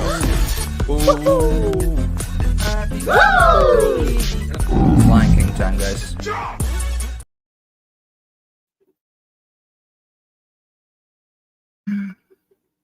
Thank you so much, Leonard. I really appreciate that. I really appreciate that. I was on mute there for a minute, so anyways, what I was saying was that they are worldwide, you know, have a massive following in New York. Time for some cult stuff. Yes, time for some cult stuff. Okay, so this is about a cult in Australia, and it is called the HILLSONG Church. I believe that's what it's called. I think it's also has to do with the JMS cult, I think is what it is. So let's bring this up and let's have a look at this video. And we are watching 7 News Spotlight, and I believe that they are an Australian news channel. So yes. You would say that Peter Scully would be Australia's most infamous criminal. Really? I think that, were you the one that sent me like a link about him? I think that you did. So I'm starting to get a lot of emails maybe not every day, but throughout the week anyways. So I do see your guys' emails. Sometimes I don't reply to you when I have actually seen the links and stuff like that you guys have sent. So just know that I do get them, and I appreciate it, and I'll try to do a better job on like replying to everybody through emails and stuff like that. So thank you so much. I really appreciate you guys sending me stuff, because it's hard to be able to find everything that you could find to talk about. So I really appreciate. I will speed this up a little bit, and we'll check this out. This was actually kind of really interesting. I watched some stuff about it, so yeah, it's kind of crazy. Yes, Boston, it's pretty wild. So let's have a look at this. The following program involves themes which could be disturbing for some viewers. Tonight on Spotlight. Again, please, trigger warning. Okay. Let me actually just wait just 1 second here.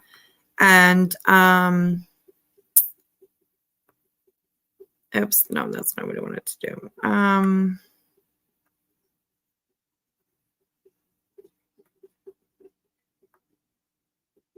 I am just going to do that, and then I will use that. I know, copy and paste, plagiarism. Here we go. Oh, fuck. But I will put that up there just so that we have it on here, and I will put a trigger warning as well. Give me a second, you guys. I'm just putting up a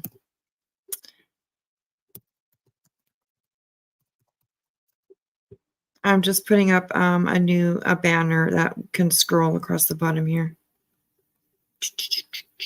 Okay.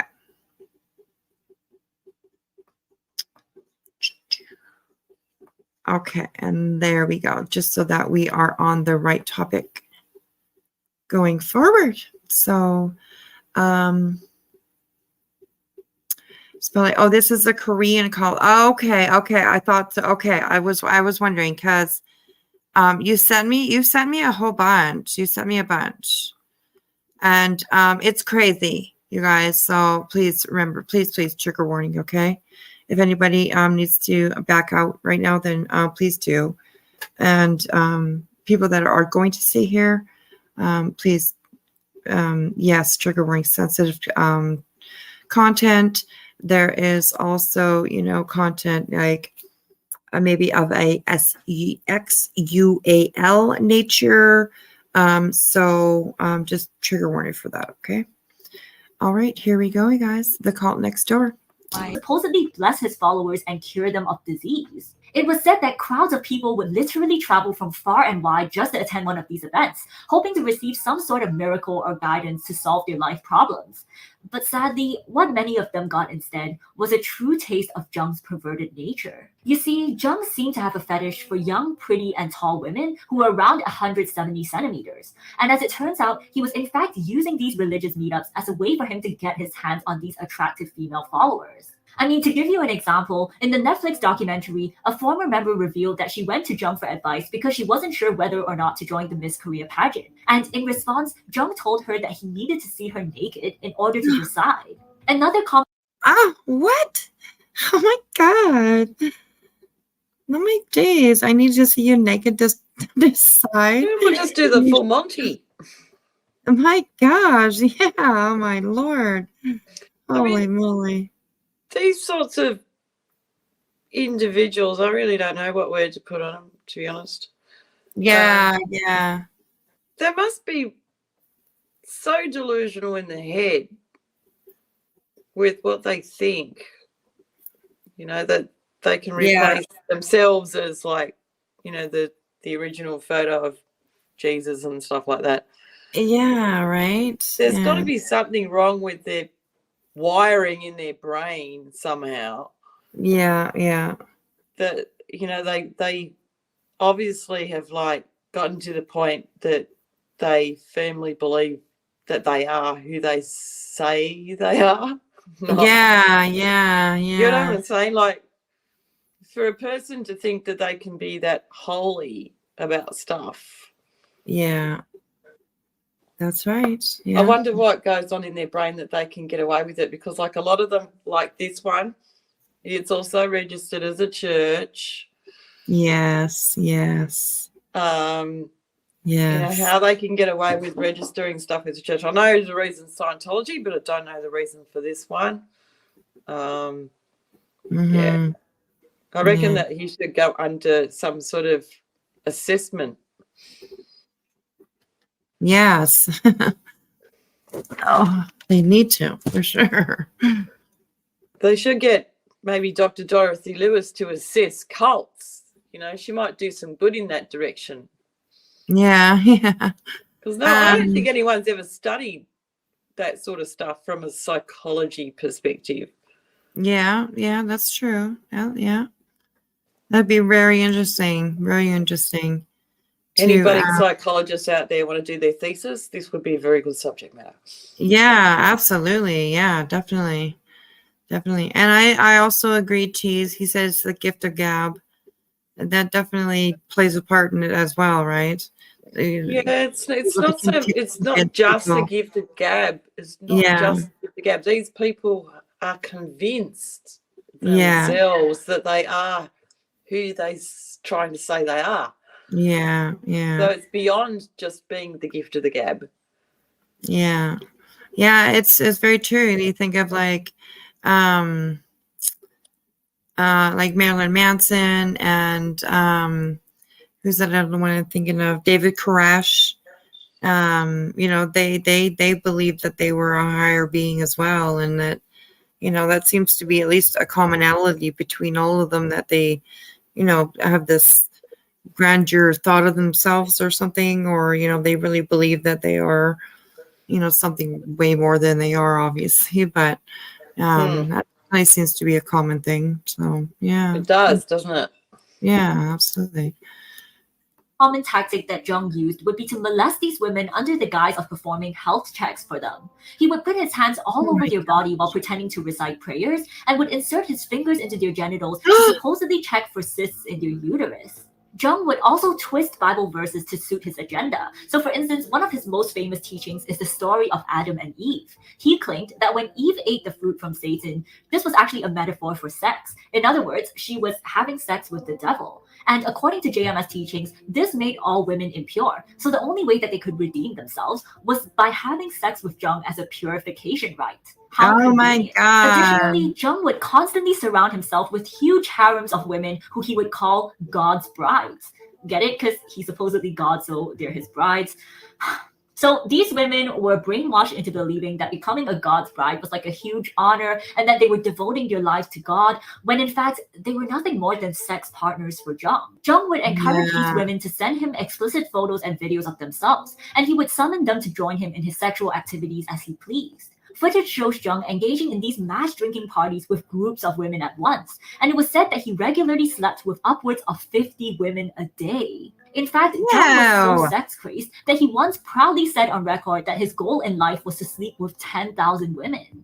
So this madness was able to go unchecked for years, until in 1999, Jung was finally exposed for the first time by an SBS TV show. 한 사람의 종교 지도자를 순식간에 성범죄자로 만들어버리고 15만 명의 This expose caused a huge scandal to break out, and numerous women even began taking legal action against Jung for their rapes and sexual assaults. In response, Jung escaped Korea, fleeing to countries Oh my God, yeah.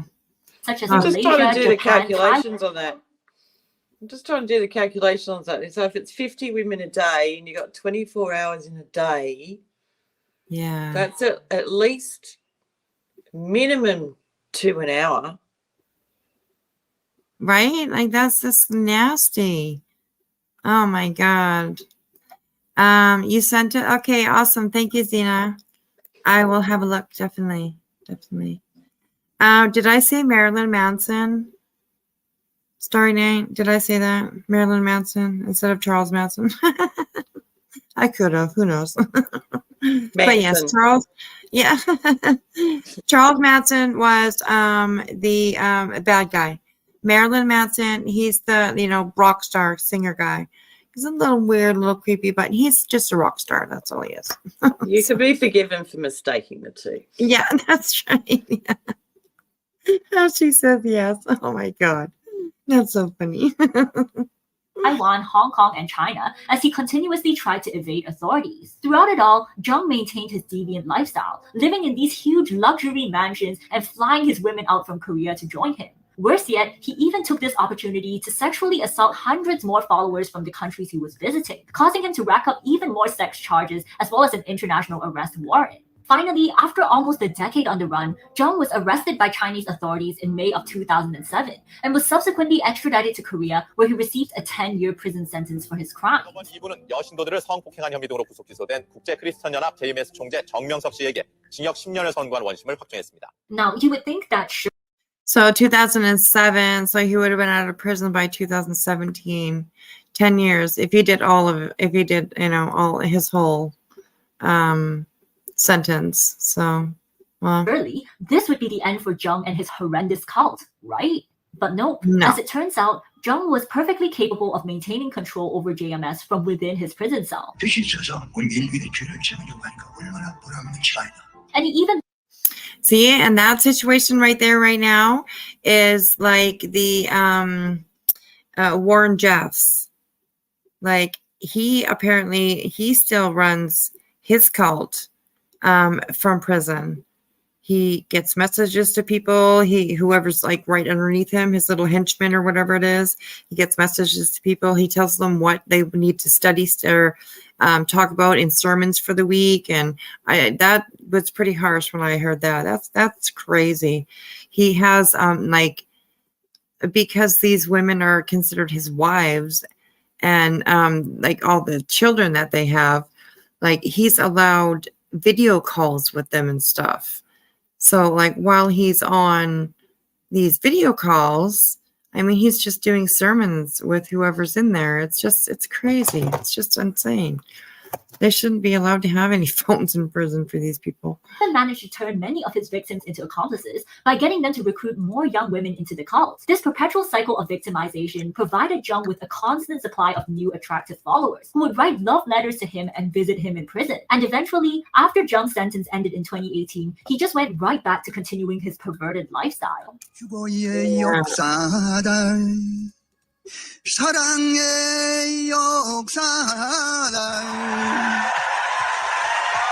So this brings us to present day, where the cult is now being exposed for a second time. In what seems like an exact repeat of events from 1999, Jung Myung-suk's disgusting acts have once again come to light. Okay, and this was put out just 4 months ago. She put out this video, so pretty recent. Thanks to a TV show, this time a Netflix documentary. And a new wave of victims are again coming forward with the very same accusations of rape and sexual assault. 한국으로 왔습니다.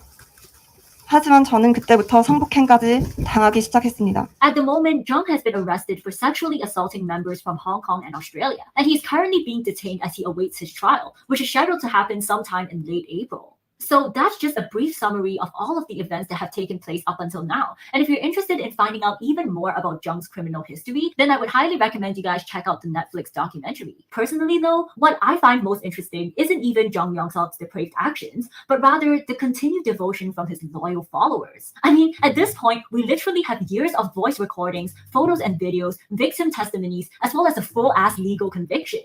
Yet despite all of this evidence, many JMS followers are still in denial, remaining adamant that Jung Myung-suk is completely innocent. And all of this...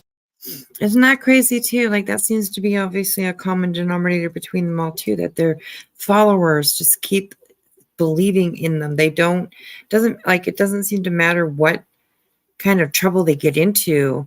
They come out and there's still those devoted followers that are just, so happy to see them and ready to praise them again. And oh God, it's just crazy. This just got me thinking, like, how do these members get to this point? And what is JMS doing to brainwash people to this extent? Well, in order to answer this question, we need to take a look at the cult again, but this time from the members' perspectives. And this is where Rome, as well as other JMS victim stories, come in.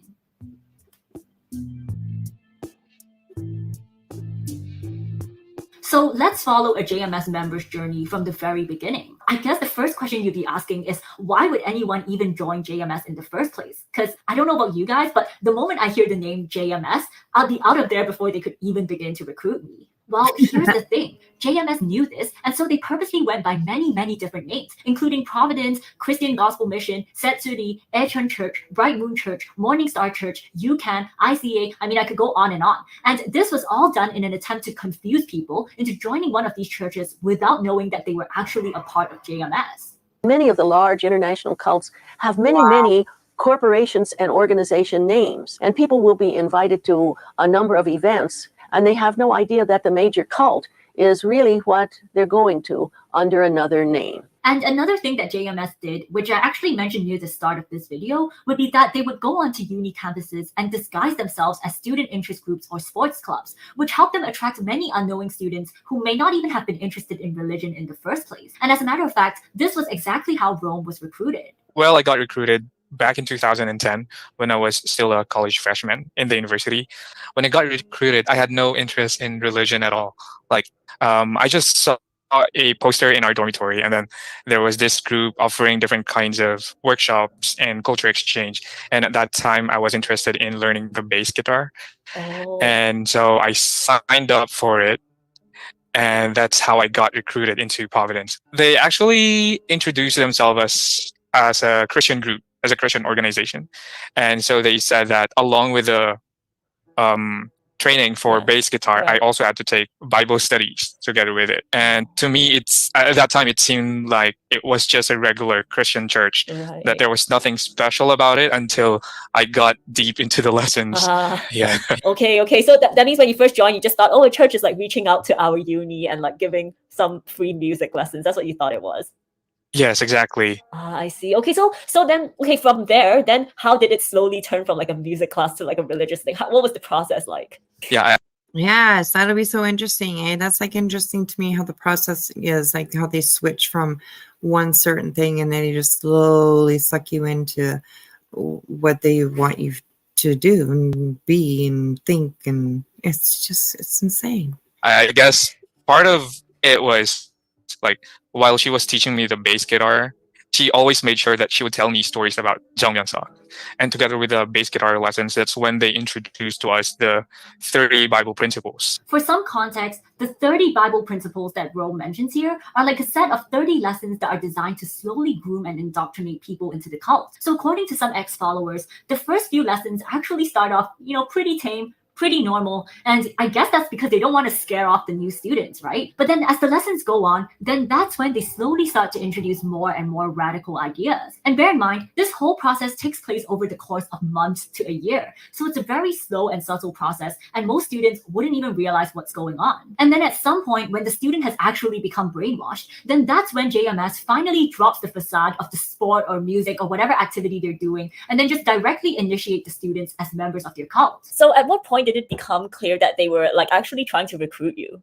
So I think I realized this 2 months into the program when they told me that since I've already completed the core lessons, then we will have a ceremony for me to be a member. And at that time, they called it the passing ceremony. As you can see, many students such as Rome wouldn't even have been aware that they were being recruited until it was already too late. And that's what makes this whole scheme so insidious. Honestly, even I think I would have fallen for a trick like that. And I guess it really explains why JMS is still able to recruit followers up until today. That's true, right? Our minds can be tricked very easily. We want to believe in something so much, or we want something so much, or, you know what I mean? This guy just wanted guitar lessons. I mean, he just, ended up almost being, a cult member. It's unbelievable how the manipulation is just, it's just top notch, I guess. I don't know what I mean? Like, it's up there. Like, these people know what the fuck they're doing, obviously. They dish it out like a drip feed thing, you know. So like it would have started Yeah. out as like free guitar lessons or something like that, and then he would have gone along with that for a bit, and then they go, "Oh, we'll take that to the next level," kind of stuff. And Yeah. it's not so much broken people that they go after, but they go after vulnerable people. They start getting into their lives and finding out whether they've got family and things like that to fall back on, and then they find out that they're the ones to target. Whether if they don't have family so much to fall back on, that they're a sure bet that they can, you know, give them that comfort zone, like the old comfortable shoe routine, where they can feel like they have a network or a community, or you know, that basically becomes their kind of family and everything. And that's what happened to the girl in Melbourne. That's what they did to her. Yeah. That's So pretty crazy. it becomes like a thing where obviously he's saying it took him 2 months. I mean, 2 months to figure it out. That's a long time. It Is is a long time in that, you know, figuring it out, you know. Yeah, and he said that he wasn't even interested in religion. So, I mean, you can imagine somebody that is interested in religion, it might take them a little bit longer to kind of figure it out, because they prey on that interest as well, right? Oh, they're, you know, they start talking to you about religion or whatever, and that draws them in, you know, and it makes them think, oh, this isn't so bad, you know, like I can, you know, for example, I can play the guitar, learn to play the guitar, and talk about religion, which I'm also passionate about, or whatever, you know, and they just needle after needle after needle, sticking it in you, and just feed, you know.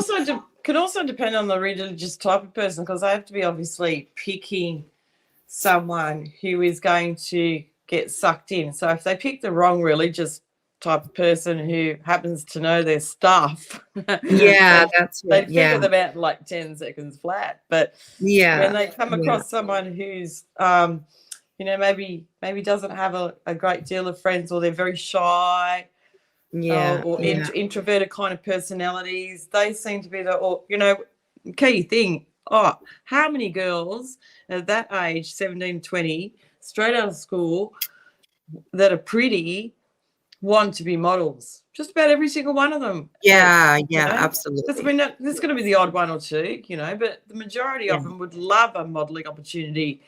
And if a scout came up to them on the street and said that they work for an agency or something like that, you know, you'd be standing there going, well, okay, really?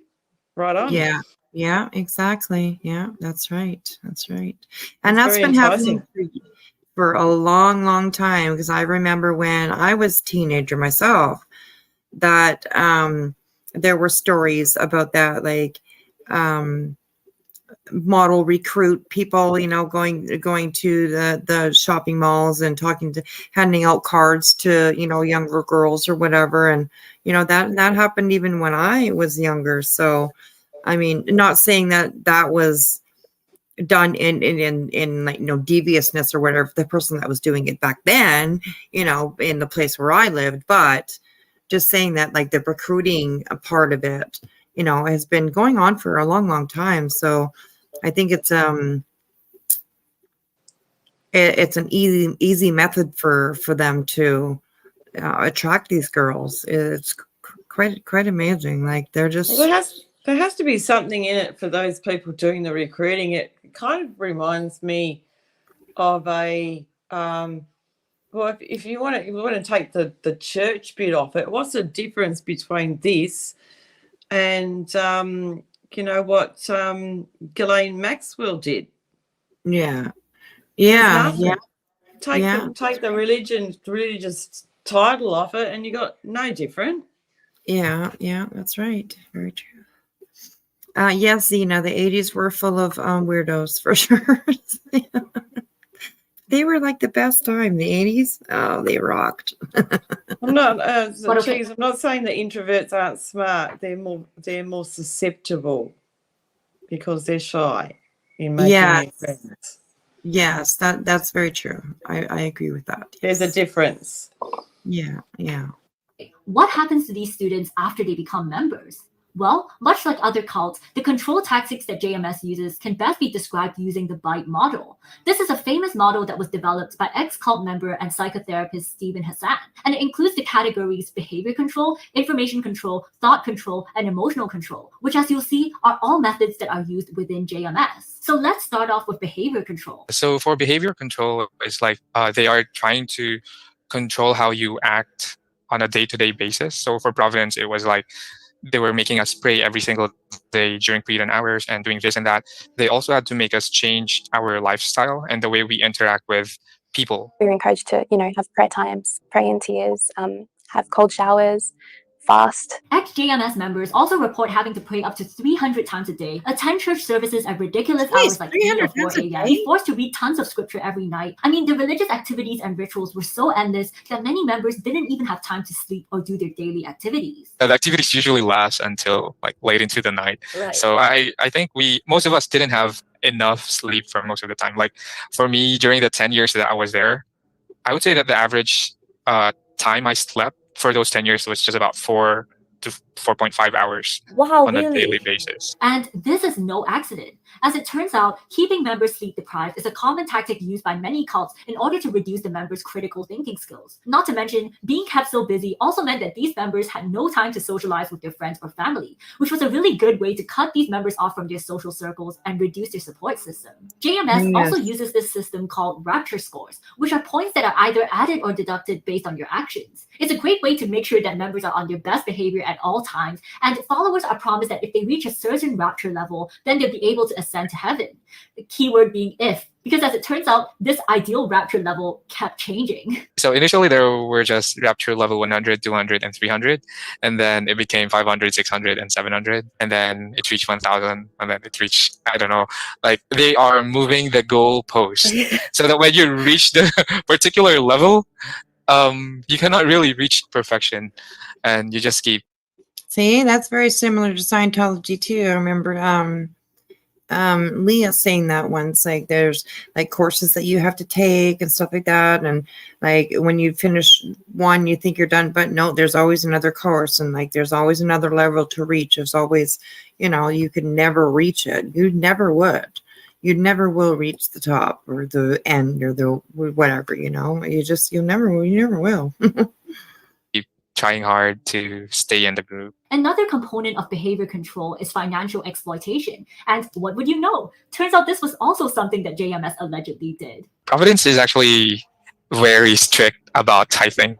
Okay. So you have to give your tithe. So 10% of whatever money you're getting or whatever you earn. And that's before tax. And then there's also Thanksgiving offering, Sunday offering.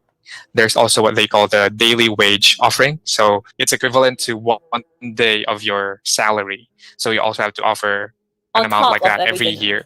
Oh, okay. Yes, on top of everything else that you have already given.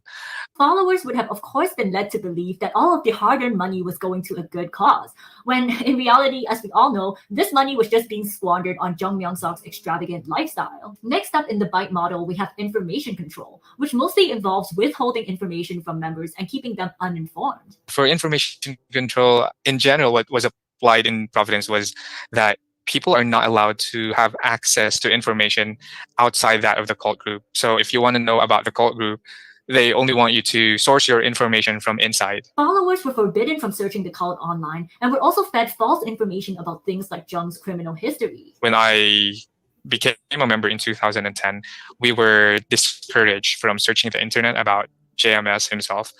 And we had no idea about the specifics. It's just that we were taught that he was in jail because of persecution. And the specifics were not disclosed to us. When I became a member, I became curious about Won Myung-dong. So they said I was not allowed to search about Jung Myung-suk, but Won Myung-dong was a different thing. So I searched about Won Myung-dong. And in doing so, I got to read some articles about JMS being in jail for sexual allegations. And at that time, what I did was I reported it to my head leader. And what she told me was, do you think the teacher or JMS could do that? Like he was teaching you about purity and loving God, blah, blah, blah. How can you think he could do such a thing? So at that time, I also justified it to myself that, yeah, he probably couldn't do that because like, he's teaching me about purity and stuff. So how could he? So after that, I just ignored it. And just didn't think about it for a long time. So yeah, in general, members are unaware But don't about they ever get what happened curious? to Like, them. some people don't actually like ask each other, "Oh, have you heard about this?" and things like that. Well, because it's like this. They discourage us to search, and then they also told us that if we search and find malicious content online, course, if they're we read lying. it or learn about it, it would be like a gunshot to our spirit. Oh, yes, I've So heard of people this. are afraid.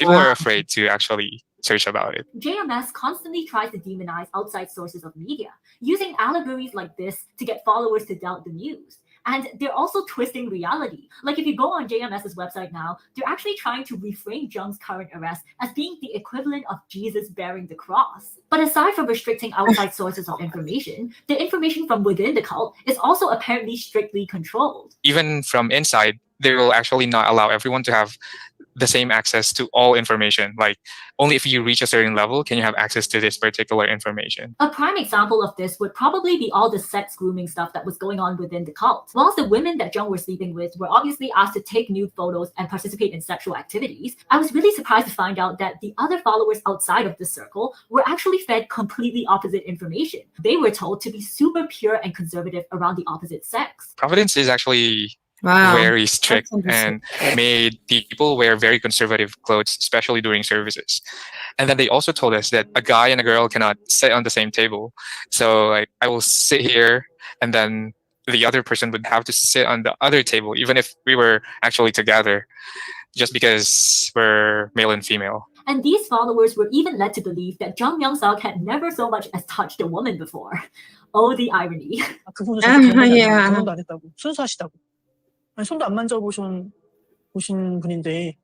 But why was the information that followers received so different? Well, I guess it's probably because JMS knew that if the sex grooming stuff got out, then that could be a red flag to many followers. So what they did instead was to identify certain members who were perhaps more suggestible or more brainwashed, and then they would only introduce those members to the more controversial aspects of the church. So this way, JMS could push boundaries and test the waters without accidentally going too far to the point where it sets alarm bells off. As for the T in the BITE model, that stands for thought control, which refers to techniques used by cults to suppress individual thinking. For Providence, thought control mostly begins with stopping you to think for yourself. And for us, that was done by singing a lot of praise songs. So we would sing a lot, and these songs contain the gospels of Providence. So that by doing that, we are like stopping ourselves to think, but rather just have these thoughts from the gospel that they were teaching us. I actually managed to find an example of one of these songs that they sang at JMS. So let me just read you guys the lyrics. Let me be empty, empty me. Let me be empty, let me let go of all of me. Let me see as you see. Let me be clean of all my desires, of all my ideals that don't match your heart. Let me be empty so you can feel me, so that you can use me for your will. And it goes on. And I mean, you can imagine that if you were singing these repetitive songs every single day, then surely that would cause you to at least somewhat internalize the message. Not to mention, psychologists also believe that it could even have a physical effects on the structures of the brain. In a New York Times article written about cults, psychologist Dr. Kath wrote, engaging in monotonous chanting and rhythmical singing may induce psychophysiological changes in the brain. The rhythmical movement of the body can lead to altered states of consciousness, and changes in the pressure or vibration pattern of the brain may affect the temporal lobe. Another method of thought control that JMS used was to instill in other words, your wires are crossed. us versus them mentality, whereby they villainized anyone who was outside of the cult. Anyone who tries to be critical about Providence are considered to be controlled by Satan. So like if you leave and then you start speaking about your experiences in Providence, they actually tag you as slanderers. I was told that Satan uses parents to get people out of the group. So, don't communicate with them as much as you can help it. By doing this, JMS not only socially isolated the members, but also caused them to fear life outside the cult, which made many people very scared to leave. I thought, even though it's hard now, nothing can be compared to the agony of leaving. And that brings us to the last group of control tactics, emotional control. I think this is where the leaders that were assigned play a big role in, because when you have consultations with them, they do a lot of gaslighting and making you feel like out of place, like you're very lacking, and they make you question your feelings and emotions. And the culture of confession, it's not the same in Catholic, wherein in Catholic you're hidden behind a window and then you confess your sins, right? But in Providence, you have to tell your pastor everything you have committed, and it will be recorded actually. And sometimes they would use the sins that you have confessed against you. This is, of course, a great way to instill a sense of guilt amongst the members, which is then used to motivate them to work even harder for the cult in order to make up for their supposed sins. Once a leader told me that to be forgiven for having sex outside of an ordained marriage is like you have to evangelize so many people and then you have to repent for 7 years. Also, can you imagine how betrayed you would feel if your confessions were aired out to the rest of the church and used against you? Well, as it turns out, this is actually another tactic commonly used by cults to get members to suspect and fear each other, so that they can never truly build real friendships with their fellow members. Within a cult, the leaders don't want little factions and segments because a cult will come apart if factions are allowed to grow. So they're like, they kind of almost in a slight way, I guess, maybe not slight, but they pit them against each other kind of thing, right? They make them question each other. Oh, I can't trust that person, so I better not say anything, you know, that kind of thing. It's so crazy that these people like are able to do that kind of stuff to another human being, you know. It's insane. that's why you do everything you can to break up bonding between people and keep the bonding to the leader. I could honestly continue on for hours, but these are just some of the many ways in which JMS allegedly traps and controls their members. And I think it offers a really great perspective as to why cult members think and act the way they do. Yet, despite all of this, some members are still able to maintain the strength and courage to eventually leave. I guess I started becoming suspicious about the teachings in 2020 when COVID happened. And then he started speaking nonsense about COVID. He said that COVID was God's judgment. And the reason why God was judging through COVID was that people were traveling a lot and not having service on Sundays. Oh, okay. So that's why COVID happened, so people could stay at home and then become Pray. spiritual and stuff, Right. and pray. Yeah. This didn't make sense. Like, people are dying. Innocent people are dying. How come God is doing that for that very petty reason of people not attending Sunday service? Also, I'm not sure if you've heard, but Jung Myung-suk does calligraphy. So in 2020, he gave calligraphy, which served as some kind of protection from COVID. So when Shincheonji got big on the news because they had a spreader event, I was thinking that maybe Providence will not be in the news because, well, we're protected by God. So none of us will have COVID. But I found out that there was an event where a Providence member got COVID, and then they had some dance lessons, and like some people in that dance lesson got COVID, and that information was withheld from members. And yeah, that made me, this is strange. They're not telling us about this. Yeah, eventually that it just felt like all the teachings that we've learned and all this, it's like there's a big disconnect. Like, why are they controlling us this much? So one night after Wednesday service, I just told my mom, I'm not gonna keep my subscription to Providence anymore. Like, I'm canceling my subscription to Providence. And then I just told them, the leaders, the following day, that I was gonna leave. But since I had a lot of missions, I will still help you with the things I've been doing for at least a month. So I rendered to transition all Sounds those. like a resignation notice. Then did they try to do anything to stop you from leaving? Yeah, a lot of people wanted to talk to me, and some leaders were even telling me, like, this big pastor wanted to talk to you to explain to you, like, if you've read slander or anything. And at the end of that 30-day period, that's when some of their members became hostile towards me. Oh, really? Like, they would post content on Facebook, like, this person was welcomed to the group and then would leave, and now this person is such a bad person, something like that. And they were accusing me of trying to recruit people to get out.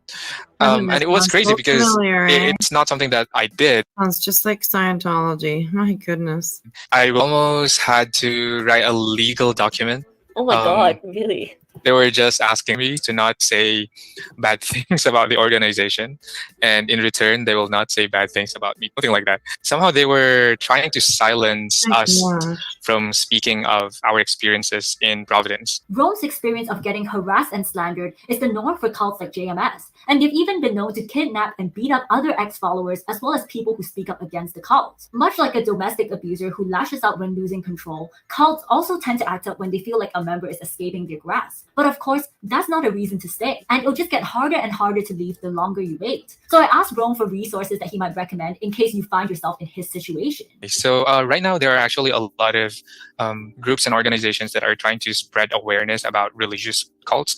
So one of the popular group that I've heard of is I Got Out. So they are on Instagram. So you could look up I Got Out. I suggest that people also get professional help if they are already transitioning and going out of the group, because going at it alone while possible is not that easy. So if you have access to professional help, that would be really helpful. You can also follow me on my socials. Nowadays, I'm trying my best to share about JMS and about other cult groups so that people will not get recruited and so that people will be able to adjust back to normal life. So my Instagram, it's Romanadas, and the handle on TikTok is Filipino Samchon. So that's all I have for you guys today. I really hope that this video provided you with some insight as to how. Wow, that was pretty interesting. She explained it really well. Craziness stuff. Okay, so I thought maybe the last thing that we might watch is a little video that our Tiger Talks did. I love showing her videos. They're always so good, so good. And she has a new one about the BHB's lawsuit. And I figured we would watch that because she is so amazing. I love her videos. She does a really, really good job. Good Every old time. BHB never disappoints. No, not at all. Tiger Talks does a really good job. So this is her part 7 of her talking about the lawsuit between BHB and Queen Bee. So she's done a really, really good job of explaining everything. So let's check. This one was just put up just like an hour ago. Or 3 hours ago. So it was from today. So yeah, I'm going to give her a like, definitely. And we'll watch this one for an ending, maybe. I've been here 3 hours. It's 1 o'clock in the morning. So yeah, let's watch this one. Hi, Wave. How are you? Good morning. Good morning.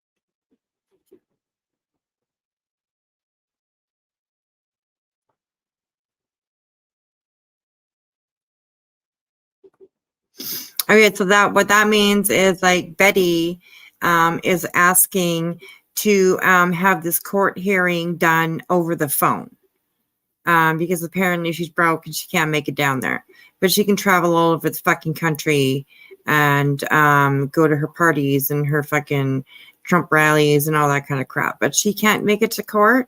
I don't know if that judge is going to actually let her do that. So yeah.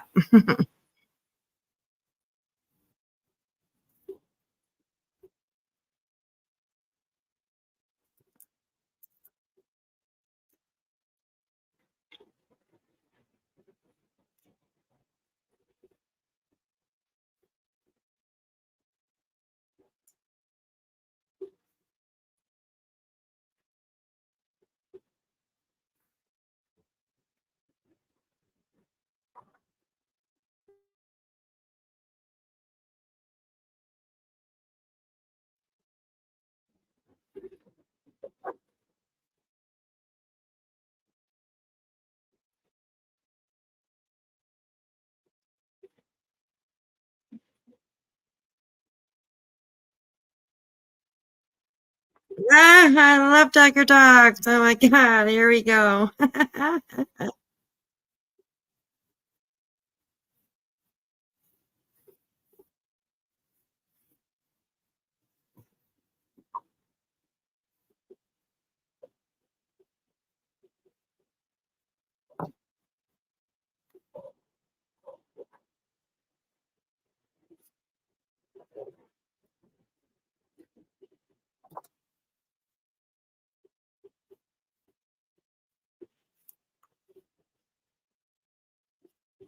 Oh, you guys got no sound? Well, son of a bitch, what the hell? Yeah, there's no sound. There, okay. Well, we'll try this again. Oh, look Sorry, you at that. guys. There we go. Okay, now it's probably in there. Okay, sorry, you guys. Oh my God. I wasn't on mute or anything. I was sitting there watching the video. Sorry, you guys. Here we go. Oh, that's funny. Oh my gosh.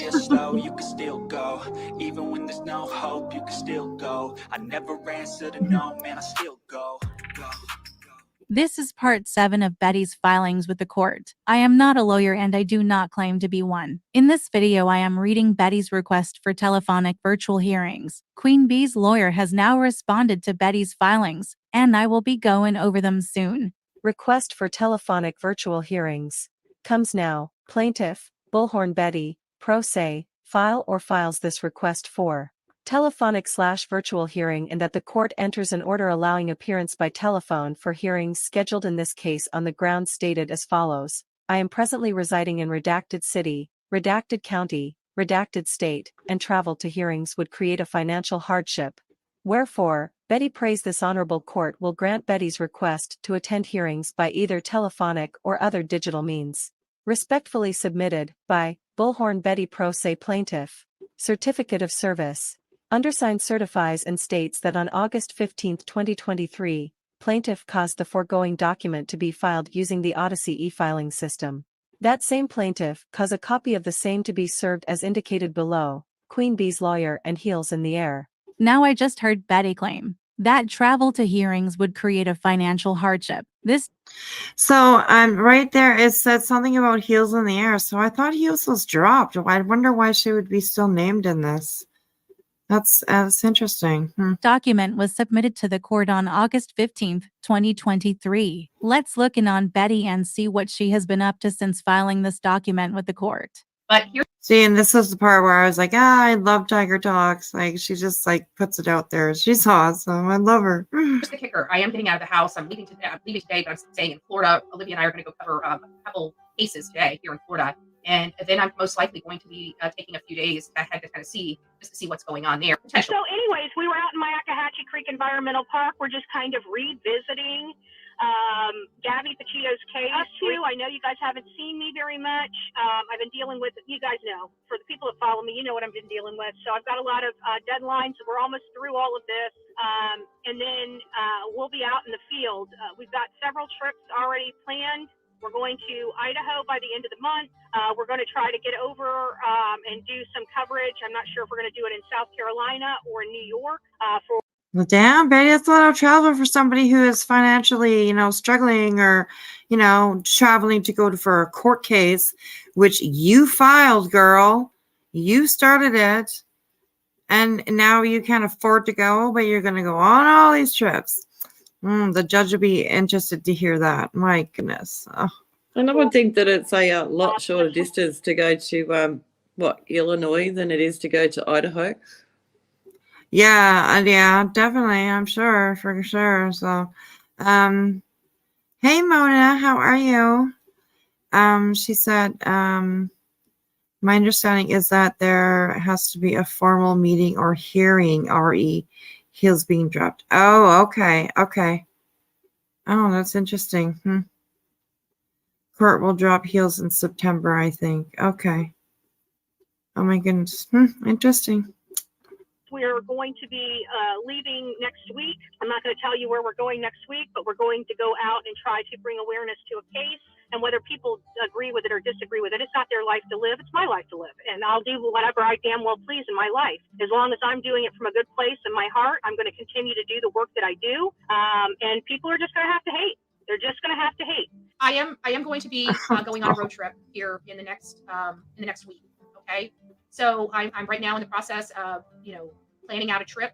I will be I'm thinking that I will be heading out for this particular case before or after. I never give quite the dates that I'm leaving for the obvious reasons, but it looks like maybe the August 21st week. I will be poking my head in and around the Kingsport, Tennessee area. I'm on the road. That's why I was like panicked for a second because I'm going to be leaving early in the morning. So I'm going on the road. It's like right when we get it scheduled. What do? I got to throw a bomb into it, right? So we'll be on the road tomorrow. I can't wait to chat with you while we're out and about. Good afternoon, everybody. I wanted you guys to see my smiling face while I'm on the road trip to places unknown. Places unknown. I hope everybody's having a great time. Guys, nice to see you. I am literally cooling off. It was hot. I don't know how to explain it. Hello. So we are live from the water hole, and now we're here in Maryland. Wow.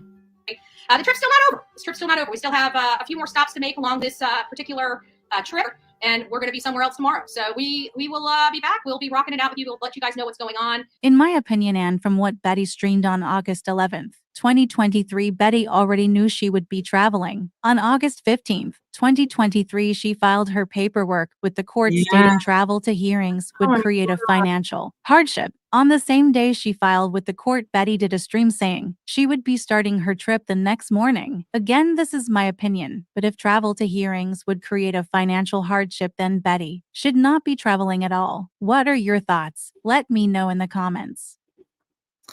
Wow, that was awesome.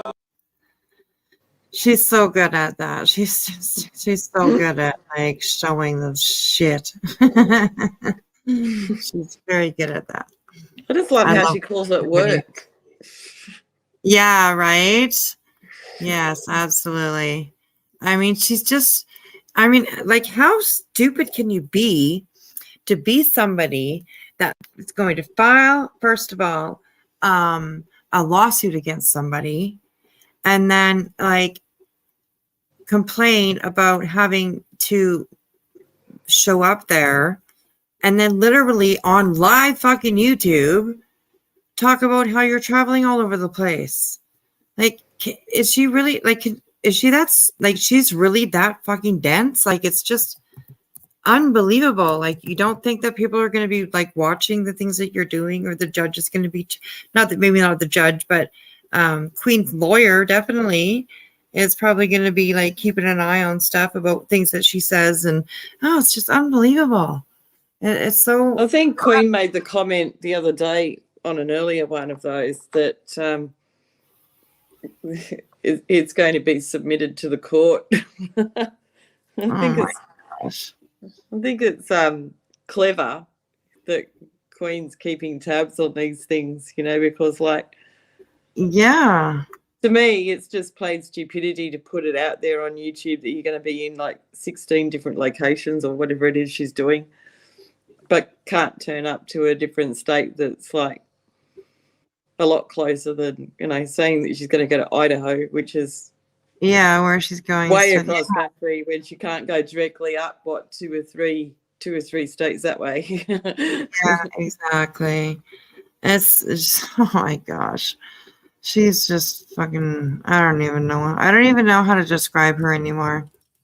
She's shooting herself in the foot, which is really funny to watch in that sense. I mean, I don't think the whole thing's funny at all, but like, I just think she's doing hilarious. What we would call over here, we just sit here and laugh at it and go, "Oh God." Yeah, absolutely. Yeah, I totally agree with you too. Like, I get it too. Like, it's not really very funny, on like Queen B's side, of course. She's had to, deal with this, put up with this, spend her money on this. Also, I mean, raise money for it, which is like, I know it's like embarrassing for her.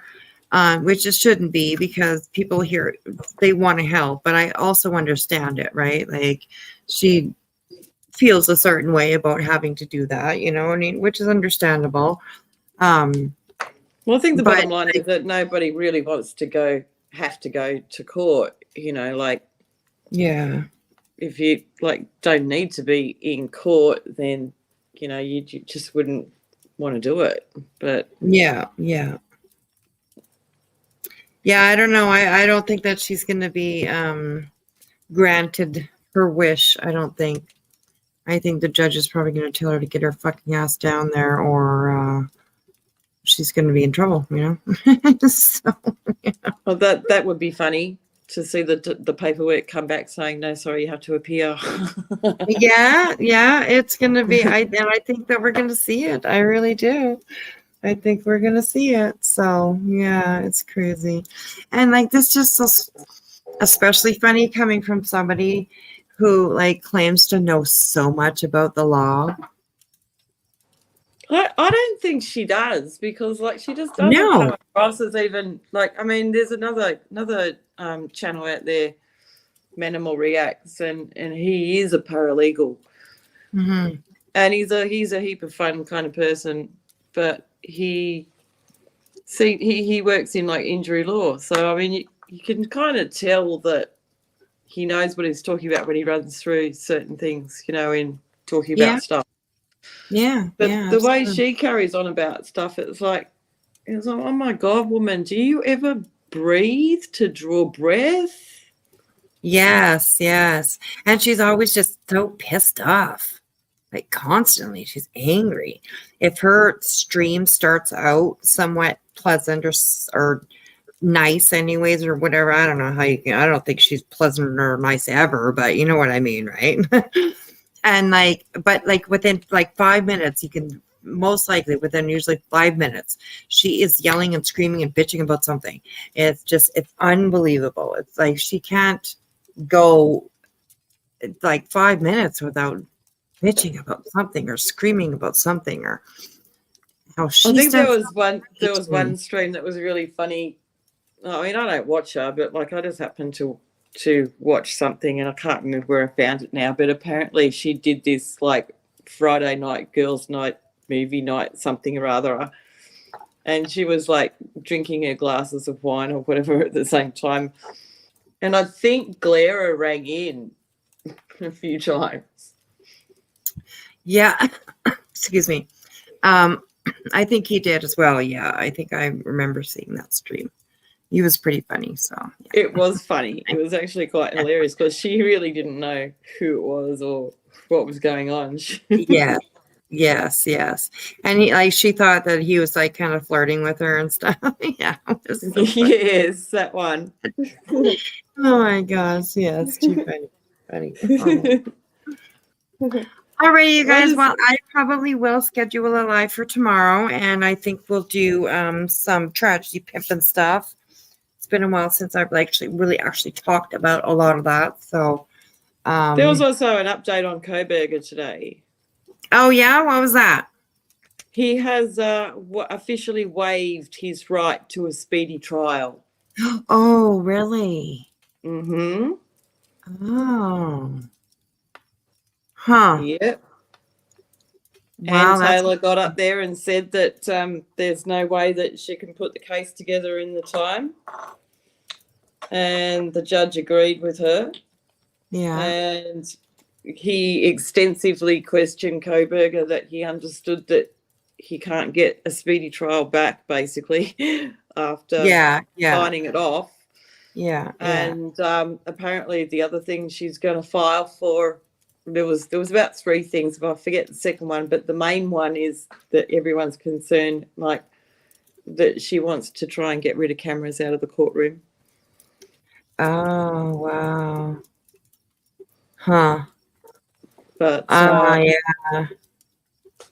I didn't even know, like, why even bother? Like, why does it even matter, really? I don't know. I guess, I don't know. I mean, there's going to be so much publicity, especially with something like that, right? I mean, it's already out there. People are like so interested already in it, you know? It's already worldwide, so I mean, it wouldn't matter where it's not going to make any difference. But what gets me is the amount of time and money that Ann Taylor has already wasted. Yeah. Saying that she wants stays, but they want a speedy trial and all this thing. Well, you need to make up your mind. You can't have your cake and eat it too. It's one thing or the other. What do you want, you know? Yeah, that's right. Yeah. And then, stalling, you know. turning up to court to attempt to turn the court date the other day into a pre-trial was just ridiculous. Yeah. And apparently she hadn't even schooled Koberger properly in today's proceedings, she said, because he knew it was about waiving it, but she hadn't gone over the waiver document with him and did it right then and there with him in court. Yeah. So I would say that the court pulled a checkmate on her, you know. Yeah. I haven't. I don't follow too much. I just got so sick and tired of I just got so sick and tired of Kohlberger. He was just like so in our face for so long, you know. And I haven't really watched very much on him lately. I should catch up though. It's not that I'm not interested in it because I am. It's quite the case, you know, but I haven't followed it for quite a while because I just got so sick of it, God. Especially because like Betty always talked about it, you know, it's just like, oh God, I just didn't want to hear anything about it because like every time I hear something about Kohlberger, it makes me think of Betty, you know, so I'm like, fuck. Yeah, I tend to stick to like one or so places for info. Right, yeah. And only to the court documents, which I can get to here. And read it. If I don't get something properly, then, you know, lawyer, you know, is pretty good for that, or Harvard Lawyer Lee or something. But I tend not to go from one channel to the next because they do tend to, you know, across a variety of places, they do tend to start speculating way too much and everything like that. Yes. You know, like, you know what, because the thing of innocence till proven guilty and everything, like you've got to try to keep a certain amount of your mind open, even though the evidence points a certain direction, you know. Yeah, that's right. But yeah. You just get to the point where you start seeing, like, even when the other day when everything was chopped up into horrible sections, and people were already like socially judging him to be guilty. Yeah. So that means that the whole system of innocent till proven guilty is a farce. Yeah. Which, like, I mean, I'm not saying he's guilty. I'm not saying he's innocent, but for people to be so vocal about their opinions and they haven't seen any evidence, really, you know, nobody's seen any evidence. Right. Yeah, that's true. Yeah. Like the snippets that have been poked out there as what I would call teasers is not the foundation of evidence. You know, it's just here's a teaser, people. You know. Yeah. Crazy. She says, "Good night to you, Sav." Good night, Cheese. Well, he said good day, actually. Good day, mate. Good day, mate. Well, Yeah. not that I really say that, but anyway. No, eh? There you go. Yeah. Awesome. Have a good night, Cheese. That's what I say. Yes. News 7 just popped up on my thing here. And it said hundreds of Australians caught up in Greece surrogacy scandal. Huh. Yeah, there's a few little things going on here at the moment. Yeah, definitely. I subbed to that channel now, so I'll get definitely more news from Australian stuff, which I love. Actually, I love hearing about stories and stuff like that from other places for sure. So yeah, I'm putting together stuff for that Brittany Higgins thing for you. There's one document I can't seem to load or open. I'll try it when I get to Sydney. But I've definitely got a link to this report. But you're gonna find this fascinating. This thing is still going on. Awesome. But it is something that we can talk about though, because it's civil, not criminal. Right. So to speak. So it's a little easier to talk about stuff, and there's quite a lot of Well, you thought the other 2 packages I sent you were full of stuff. You haven't seen this Yeah. one yet. Yeah. Oh, wow. Awesome. Well, I love it. So, yeah, send me anything you got, girl. I love it all. So, I really do. Yeah, it's interesting. So. Yeah. Plus, there's other cult that I've now found the name of. I'll start to dig up some on that, because that one is the one that I was mentioning that's got a similar kind of, portrayal as being plain dresses and all that kind of thing, of a similar Right. nature to Amish, but not. Yeah, yeah. Yeah, so yeah, they're quite moneyed and they've been caught out, and Yeah. yeah. Well, So- interesting. I love talking about all this stuff. So, it's very interesting to me. So, yes. Well, I think it's interesting because, like, there's not enough talk about it. Yeah, that's right. It's very true. Very true. So, yeah. All right, you guys. I'm going to say good night and good morning and afternoon, wherever you are in this wonderful world. Mostly wonderful, some things wrong here and there, but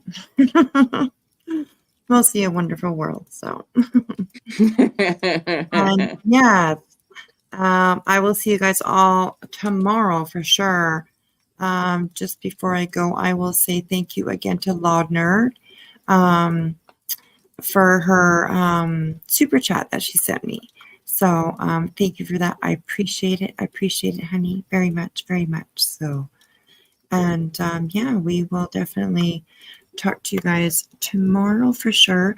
I am going to try and start and set like a certain time every night to have my lives. And I'm thinking 10 o'clock. I know it kind of sucks for people on the East Coast. But I'll either 9 or 10 o'clock. I'm going to try and set like a set time every night that I'll come live. And I think it might make it easier for everybody to jump in and know exactly when I'm going to be live every night. So unless you got breaking news. Yeah, exactly. Yes. I will definitely jump in as soon when I hear stuff that's interesting, that breaking news. I definitely will do that for sure. Gotta do the breaking part. Yeah, that's right. Exactly. All right, everybody. Well, be careful on the streets out there, and take care of each other. I hope you have a really good day and a good trip. Well, it's when my you- nighttime now. It's like Oh yeah. Oh, it's 6 p.m. 6:15 now. Oh, okay. There we go. Cool. Awesome. Geez, 10 works for you. Yeah. Okay. I know, like most of the West Coast people, 10 o'clock would probably be really good time, but like that's like 10, 11, 12. That's 1 o'clock for East Coast people. So that's kind of late, but there's always replay, so they can always catch the replay in the morning. So definitely, yeah. So You gotta get a dose of whiskey. yes, yeah, exactly. And I'll try and like do a date here and there, but daytimes are just really hard for me. Like my husband is only home, like he works all night long. He gets home anywhere from like 5 to 7 o'clock in the morning. So he sleeps most of the day. But then we don't get to spend just a couple hours a day with each other. So during the mornings and stuff like that, I try to keep it quiet and not really do too much so he can sleep as much as he can, because he works hard. So he drives truck, so he's long hauls every night, and he doesn't sleep as much as you said. So Maybe he can do us a tracking video. Yeah, I have told him to do that. He does have videos that he does take, like, because all the trucks have cameras in them. So I've told him that to put together, a video or something like that. I'd definitely show it.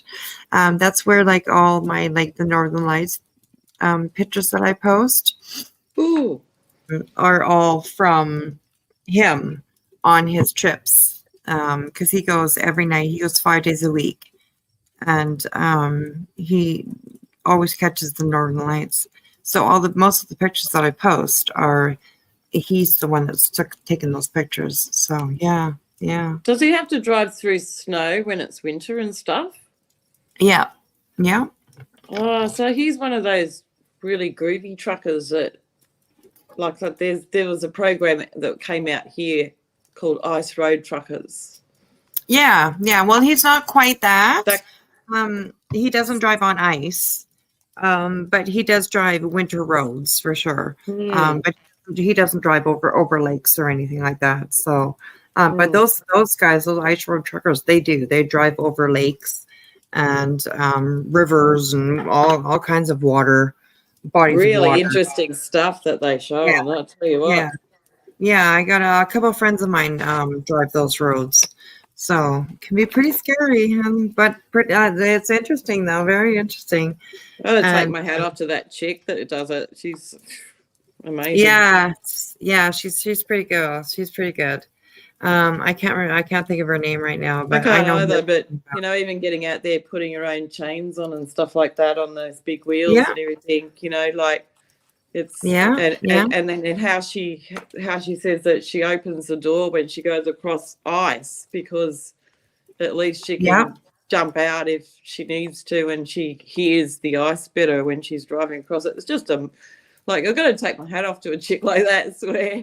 Yeah, absolutely. Go girl. Yeah. And my husband, he delivers mail, so his trip is federal. It's federal mail that he's delivering, and so he goes, whether it's 50 below or it's 25 above, he will have to go. So if it's 50 below outside, how warm is he able to get the cab inside? You can get it pretty warm because they have, especially trucks like that, like his truck especially. He's got pretty good heater. He's got the dashboard heater, where you can turn that on, but they also have what's called a bunk heater, and that you can turn that on as well, and so that's a second source of heat. And he stays warm. He's he drives with his, when he goes to work anyways, I shouldn't say this, but he drives without his shoes on usually, because it's just more comfortable for him. So he's warm enough to definitely sit in his cab. He'll take his coat off, and he'll be warming up in his cab, definitely. So that's good, because that's pretty darn cold. We don't go that far down here. We do see 50 below up here, that's for sure. Usually at least once a winter we will see 50 below. And it might Does anyone go outside when it's that cold? Oh yeah, absolutely. Yeah, people go to work up here, especially school. You'll hear in some places, they have a snow day, or they'll, the weather's a little bit too cold, so schools will close down. Well, schools are never closed up here. There's always somebody there that will let kids in when it's really very cold like that. They never close the schools because years ago up here, we had a young boy who was in elementary school, and his parents didn't know that there was no school, and they just every morning they dropped him off at school, and he went, they left to go to work, and he went to go into the school, but it was closed for the day because it was so cold out, and he ended up freezing to death. Oh, yeah. So since then, up here in the north where I live, the school is never closed because there are people that live out of radio range, just local radio, where they live out of town or whatever, and they don't get radio, or whatever. So lots of times they don't hear that school is closed. So, that sometimes it would be just something that they would decide just that day, You know, oh no, we're gonna you wake up and it's 50 below out. You know, that happens lots of times. Where the day before the weather wasn't that cold, but you can go to sleep, wake up, it's 50 fucking below. You're like, holy shit, you know. So schools are never ever closed up here. There's always somebody there, and the doors are always open. Yeah. So, and I hate it. I don't know why the fuck I live here. No, I couldn't. I mean, my kids, I guess, is what I ended up coming up here because my sister lived up here, and it'd been on quite a few years that we had seen each other and lived with each other. So I came up here to, you know, kind of be with my sister again. And then I ended up having my first child, and then I had a second child, and then I had a third child. And life just ended up being here, you know what I mean? Like, just that I was a young single mom at first. So you know, you just end up being where you are kind of thing, you know. And I just been here ever since because I raised my kids here. And yeah, it's kind of, I hate At when least you get the white Christmas and we get the sweltering Christmas. Yeah, well, I wouldn't mind a sweltering Christmas once in a while. So, but yeah, 50 below is not very fun. But up here, like where I live in the Yukon, like you will see people riding their bikes to work at 50 below. What, mountain bikes? Yeah, like, or motorbikes? you know, like, no, like mountain bikes. Huh. Like they have like big fat winter tires on them. Like you can get like, you know, bigger tires for like winter on your bike. And They must have spikes on them, big spikes on them, so they don't get yeah, sinking. they could be spiked. I'm not quite sure. I've never ridden a bike in the winter, so I couldn't tell you all the details. But yeah, they have like, you know, just like you would get winter tires for your car kind of thing, you know. Yeah, You exactly. can Yeah. get them for your bike. Yeah, and you'll see people like all bundled up with their scarf around their face and blah blah, and then they're dry, you know, they're on their way to work in the morning, you know, and it's just like it's so fucking cold out. But there's a lot of people up here that do that. Yeah, there's a I lot still of people. think a husky sled would be the best way to get to work. Yes, right? That would be awesome. That would be awesome. Much. Yes. We don't see those in town. I don't think that I don't even know if they're allowed in town if somebody would. I wonder, that's a good thing to maybe look into, you know. If you can actually use a dog mushing team in town, like why not, right? Well, But we do see like them. people who have like heritage huskies or malamutes are actually allowed to, because they've got papers for them and everything. They are actually allowed to take them into the snow line in Australia. Yeah. But obviously, if they're not heritage dogs, you know, it's a lot harder for them to do that. But yeah, malamutes are incredibly smart. Oh yeah, they absolutely are. Absolutely. Yes. There's a lot of dog sledders that like most of them live out of town, you know, because they have like bigger properties and stuff like that out of town, you know, whatever. And like a lot of them do train their dogs all year long. They use them to go out like on their trap lines or go out hunting in the winters. Just yeah, now a lot of people have dog teams up here. And then of course we have the big race that we have every year, the dog sled race every year. Where does that go from to? Well, it used to go from here, like in the Yukon, in like Whitehorse, up to Alaska, somewhere in Alaska. Is that the one they call the Iditarod? No, that's the Alaskan one. The Alaskan one is called the Iditarod, and the Canadian one up here in the Yukon is called the Quest. Okay, I'll have to look that up because I think they're amazing, those things. Yeah, if you Google Yukon Quest, then you will find the one that runs out of Whitehorse. So And how many dogs are they allowed to have on a team? oh my God, let me see. There's like 1, 2, 3, 4, 5, 6.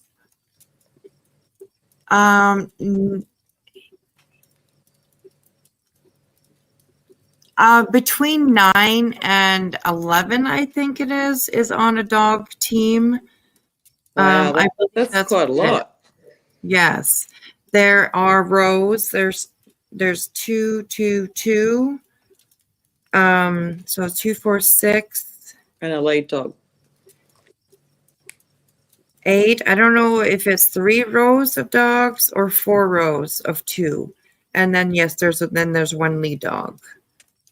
So yeah, and they get trained all year round. Like they're kept in motion, I guess you could say, or whatever, like they're kept in training. They use their sleds all year round. In the summer times, they also use them as well. Yeah, it's pretty amazing. It's pretty amazing Yeah, to watch. they're pretty loyal too. Oh my goodness, yes, absolutely. And they're very well taken care of. Oh, Some for people sure. say that they look, some people say that they look kind of skinny sometimes or whatever. No, those dogs eat better than the owners, believe me. They They've usually got magnificent fur coats on them, like Yes, yeah. absolutely, yes.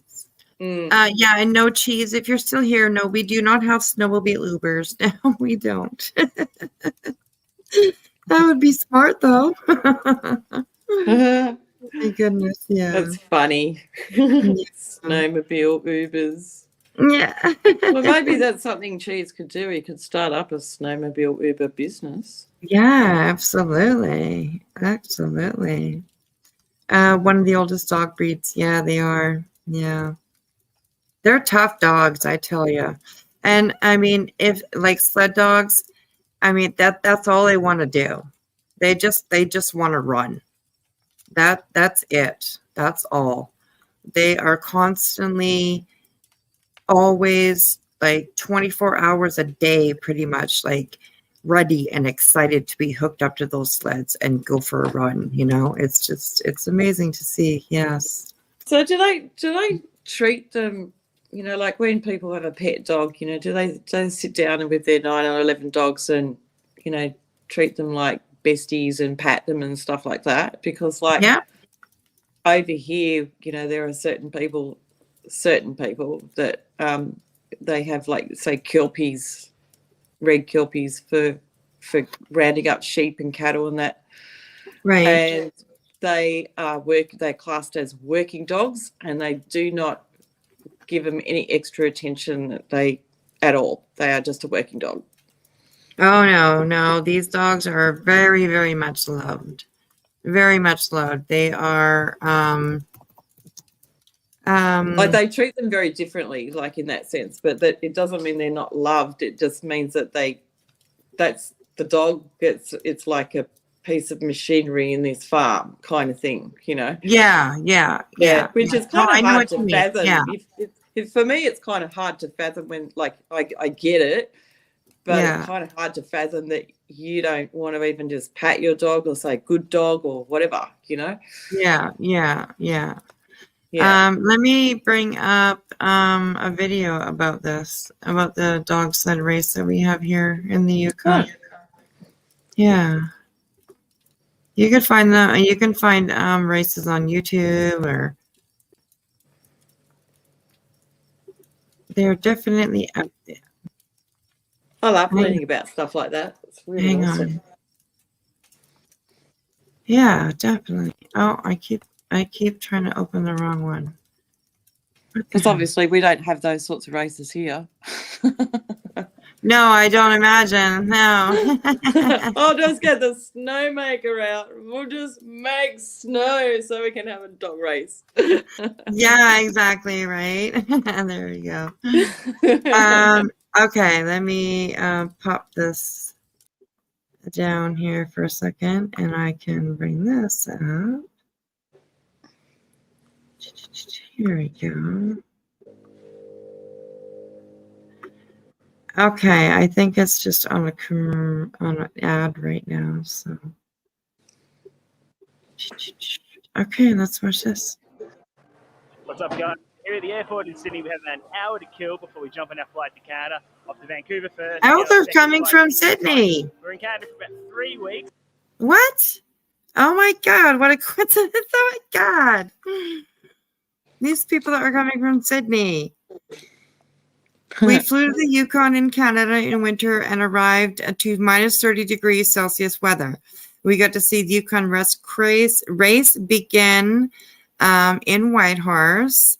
What is Yukon Quest, you ask? Watch the video to find out. Huh. Alicia and Jared Nomad Darius. Wow, this is great. We flew from the middle of Australian summer straight into the middle of a winter cold snap in Canada. And boy, was it a shock to the system. That is so interesting. What year was this? 19. This was in 2019. So, oh my gosh, that's so interesting that they're flying from Sydney and I'm talking to you in Australia. I guess like what? Oh my gosh. Anyways, let's watch this.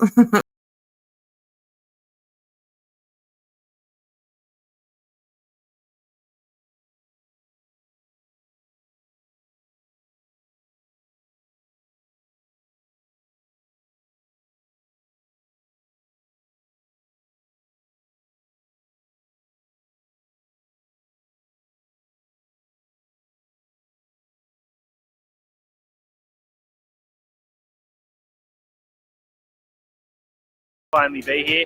Canadian Customs, super chill as always. Very organised. So these guys are real friendly. So we have like an hour to kill before we get on our flight to Whitehorse. And then like from Vancouver to Whitehorse is about a 2-hour flight, 2.5-hour flight, something like that. So they're pretty close. Also, Vancouver Airport has some really cool totem poles, but this one behind me is wrapped up in plastic because a crow has moved into the terminal and it's been crapping all over the artwork, which is not ideal. So they've wrapped it up to try and protect it. Typical of Canadians. They're just so nice to everyone, everything. Rather than get rid of the crow, they just wrap it up in plastic and go, oh, well, the crow will do what a crow does.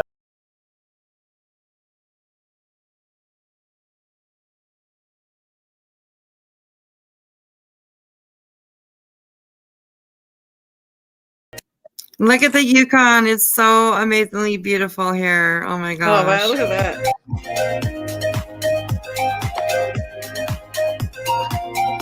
All right, we made it to Whitehorse. We've collected our bags, about to step outside. It's meant to be minus 27 right now. And he's not dressed for it. It's cold. It's currently minus 24. Don't wear glasses in this weather. Alicia's all fogged up and she can't see anything. Good morning, guys. We are about to head down to the Yukon Quest. It is a chilly morning this morning. We woke up and it was minus 36 at 7 a.m. Oh boy. I'm wearing 4 pairs of pants, 6 upper layers. I think I'm wearing 8. Hopefully we're warm enough. Let's go brave this cold. That's where I live. We've come down here to the starting line of the Yukon Quest and we're going to go around and meet some of the dog teams. There's about 30 of them and the huskies are so gorgeous.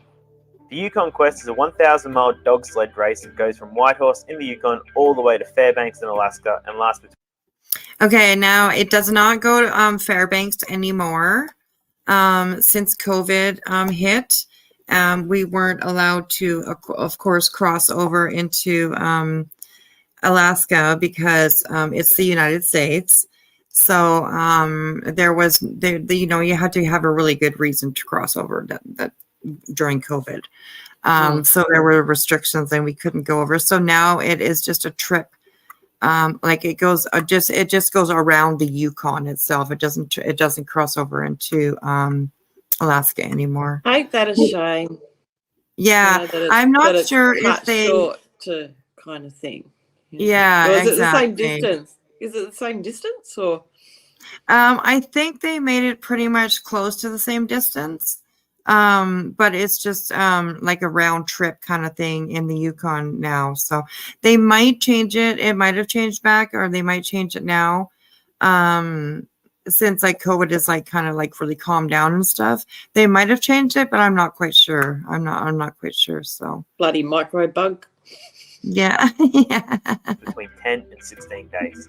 This annual race has been held since 1984, and the Quest Trail follows a number of historical gold rush and mail delivery routes from the early 20th century over hazardous and pretty rough terrain. 5, 4, 3, 2, 1, and they're off.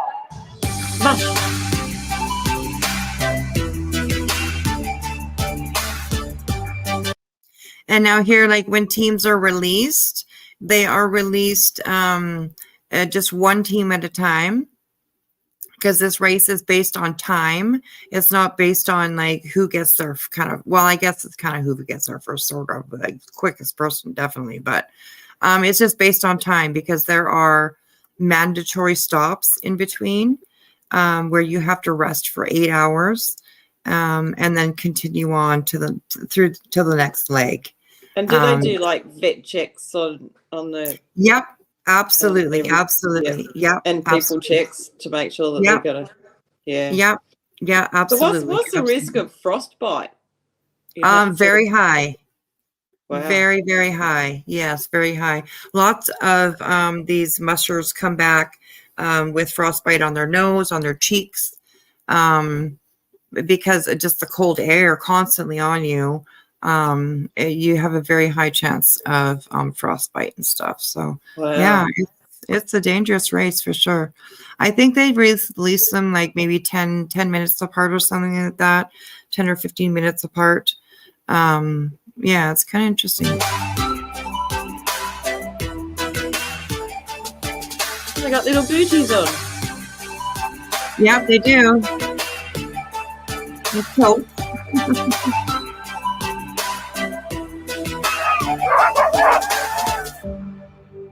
It's amazing seeing the connection between the mushers and the dogs and the love that they have for each other. The dogs are looked after incredibly well during the event, and there's more than 15 vets that go along for the entire ride, and every team has their own support crew as well.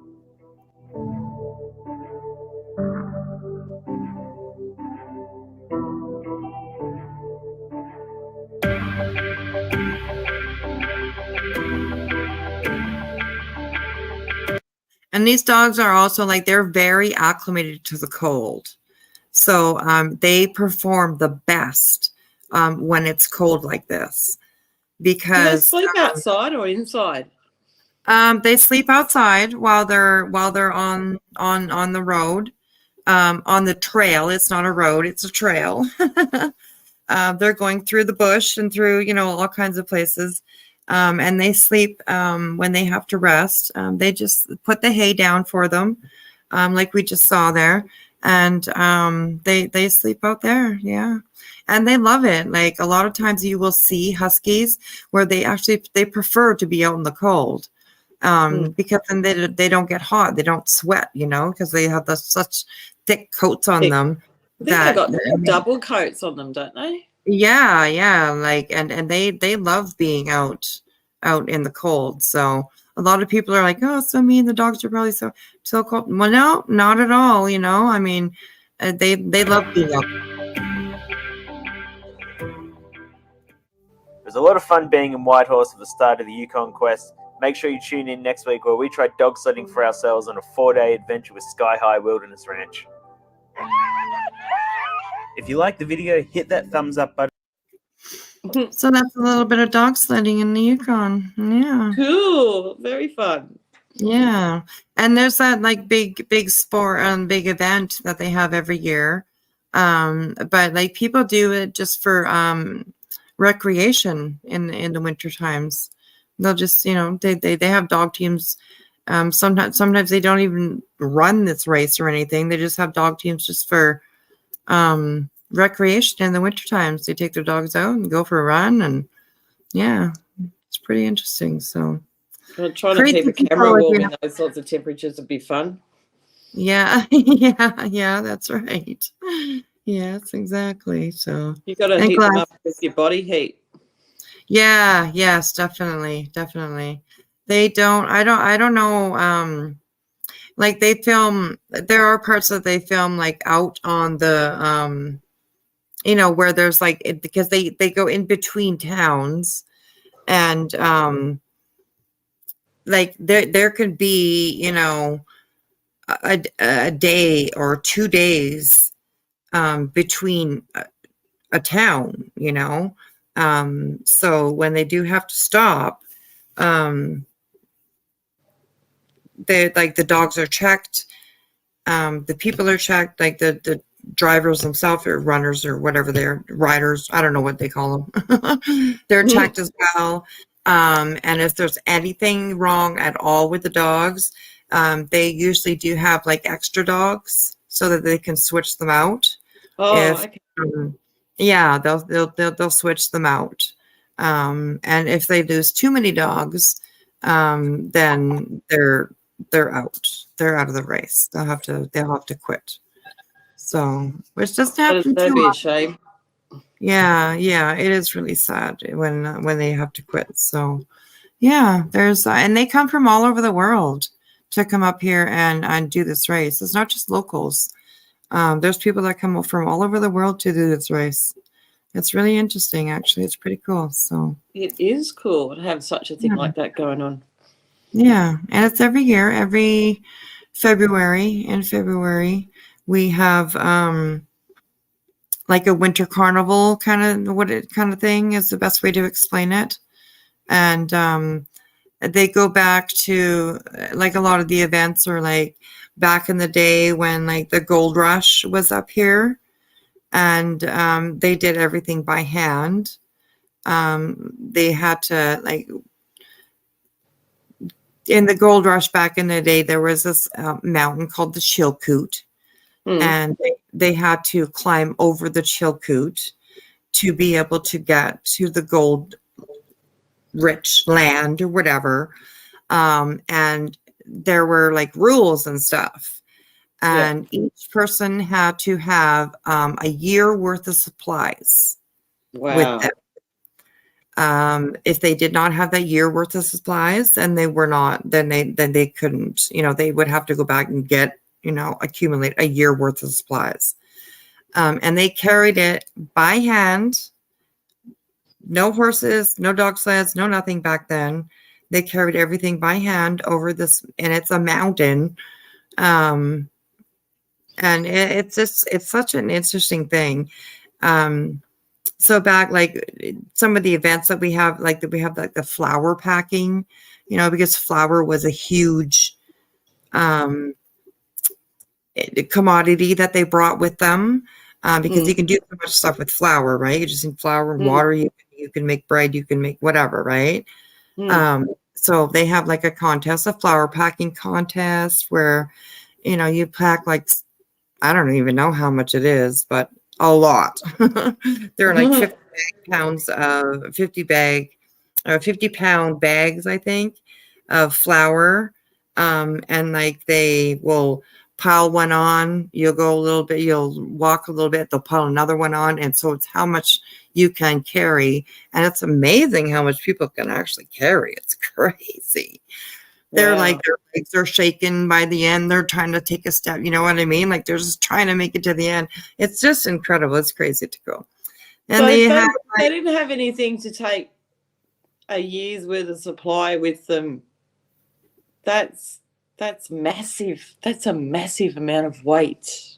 Yeah, absolutely. I mean, it just goes to show how soft we've all become compared to our forebearers. Yeah, that's right. That's right.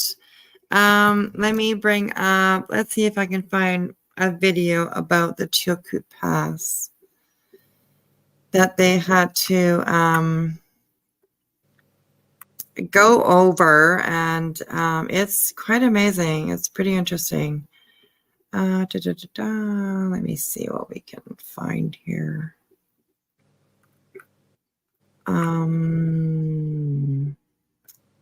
Okay, maybe this might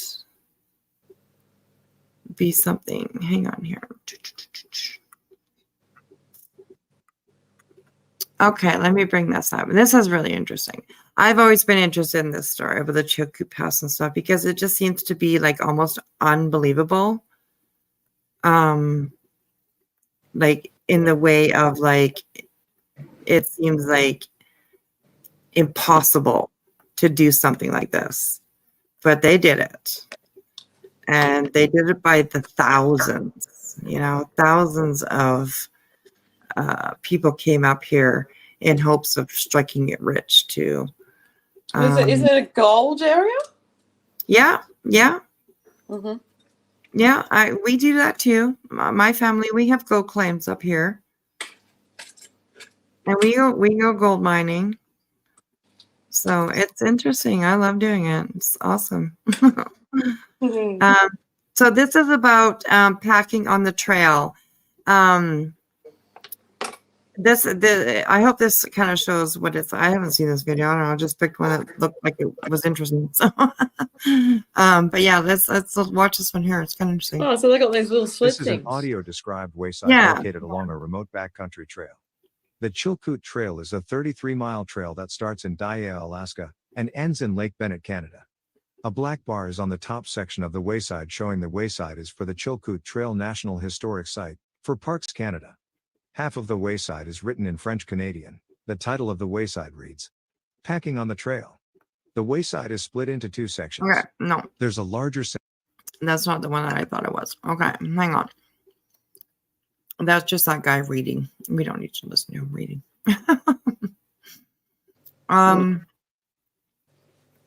Hang on here. Let me try YouTube instead.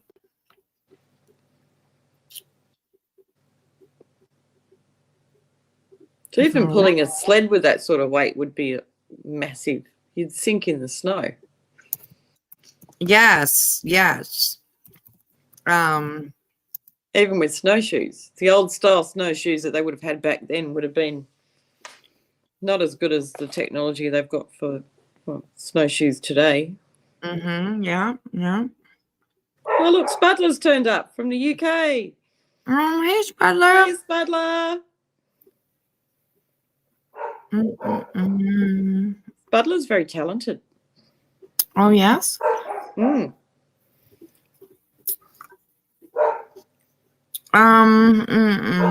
Okay, let's try this video. Where was it going? Oh, my neighbour's beagles decided to spark up. That's all right. He's beautiful. He's a beagle cross cavalier. He's got the softest ears ever. Oh, wow. And I'm his second mother. Yeah, there you go. Well, he's just hollering for you. And sometimes he does. He comes out and he wants to make sure everything's all right over the other side of the fence. Yeah, there it's true. Very good. Awesome. If I open my door and close it again, he'll probably stop. There you go. Okay, let's we'll watch this one and I'll kind of explain to you guys about the Chilkoot Trail.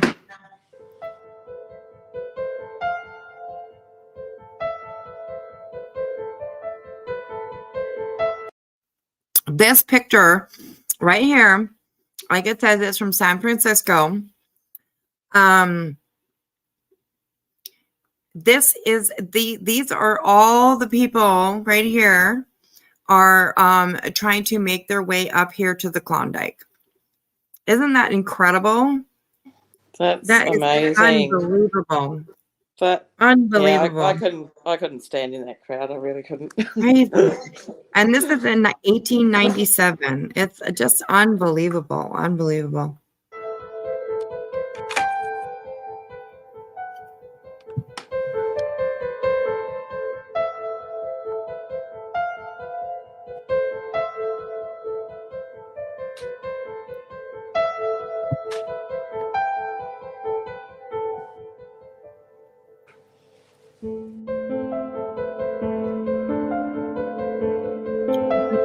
Picking up videos. This is just.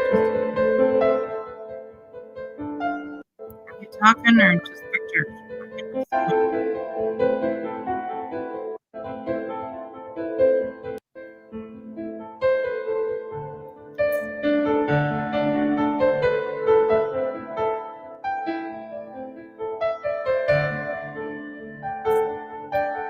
Okay, hang on a second. Let me see if I can find one. I told you guys before I'm the worst at looking. And look at what they're wearing in the middle of winter.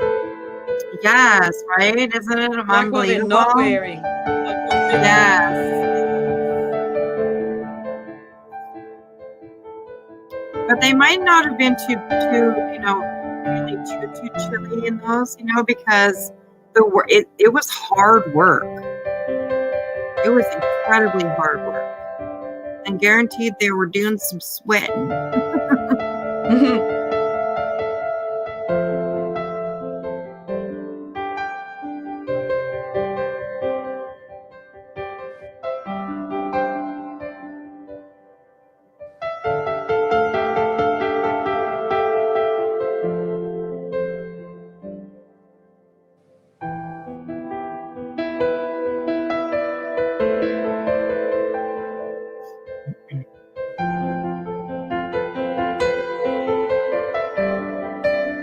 Okay, that was, let me see if I can find that. Okay, this is the mountain that they had to climb over to be able to get to the gold fields. It's quite And you can vertical. see, this guy's carrying a freaking boat, for Christ's sakes, It's just unbelievable. Look at that. This is one of the most famous pictures. Wow. Hundreds and hundreds and hundreds of people that had to climb up. And this picture doesn't really do justice of like how steep it actually is. It's just unbelievable. It really is. No, but the other one few back did kind of, because it's Showed quite how- vertical. Yes, yeah, absolutely. Let's see if I can find that one. This one here. Yeah, that one.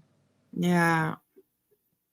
And you see like the packs that they're carrying, they would go up and then they would come back and they would get their the next stuff or whatever.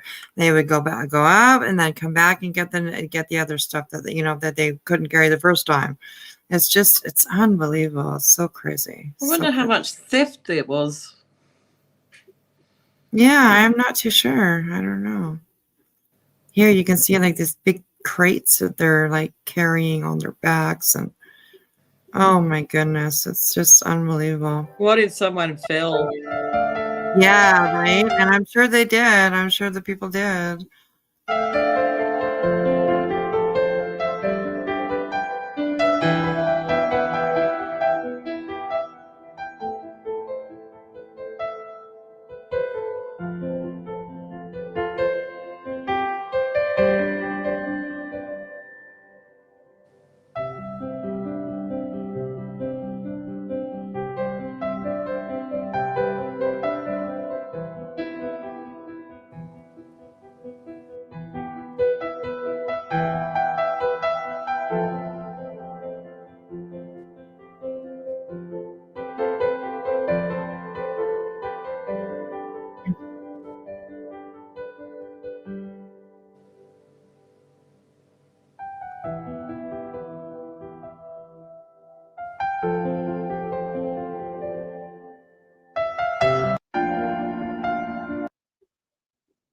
Look at that. Just like they built a city right here. Just look at all these tents, and oh my goodness, it's just unbelievable. There were so many people that came up here. Massive.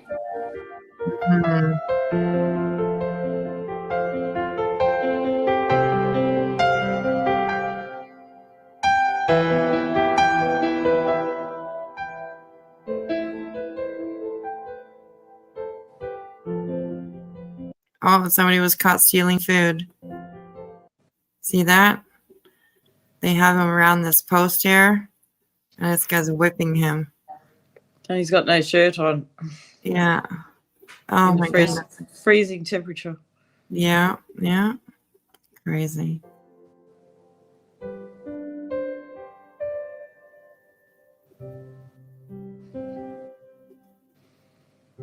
Like a cat of nine tails or a cat on your back in freezing cold would have to hurt more.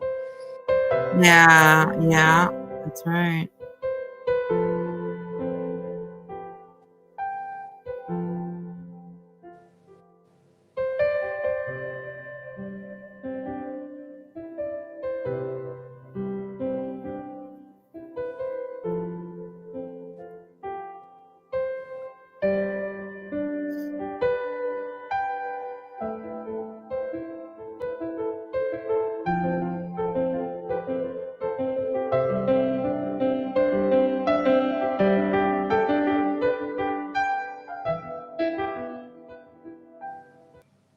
So this is where I live. This is, what did it say? Waiting for pilots to shoot Miles Canyon and Whitehorse Rapids. Okay, so this is actually before you get to the rapids. This is the Yukon River right here. And this is like just not too far away from where my house is. Wispy country. Yeah, there you go. Okay, so this is Miles Canyon. It is actually quite the tourist attraction around here. There is, I don't know if they'll show it here, but there is like a suspension bridge that goes from one side to the other. And one of those like wobbly bridges, you know, when you walk over it, like it like moves, you know. It's freaky. I don't like it, but anyway. But yeah, this is this is Miles Canyon here, and it still looks pretty much the same today.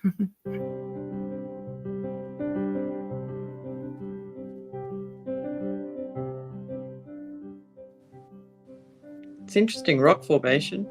Yes, yeah.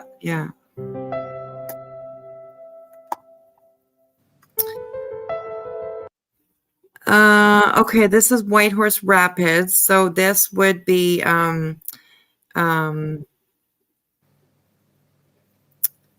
this must be like by like where the dam is built now.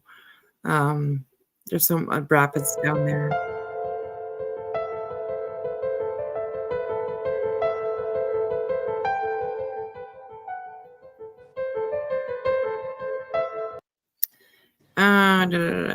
Oh, this is You wouldn't also want to get wet because, like, wet, cold temperatures, hypothermia.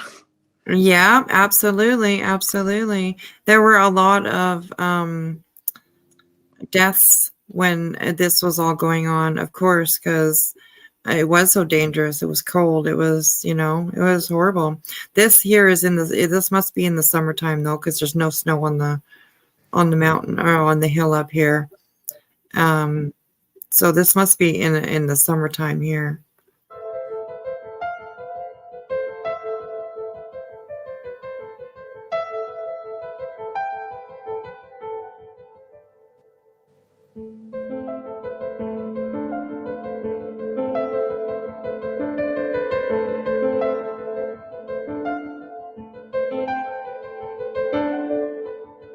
That's a cool picture. And this is on Lake Labarge, which is about, I don't know, you can drive there in half an hour out of town, going further north. And it's a beautiful lake. It's a beautiful lake, beautiful lake.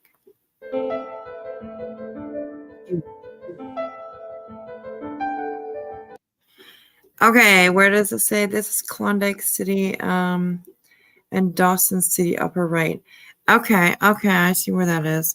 So this up here at the top is Dawson City, Yukon, Dawson City. This is like where the major gold rush. Most people stayed in Dawson. Dawson is still a huge gold rush spot. That's where we have our claims.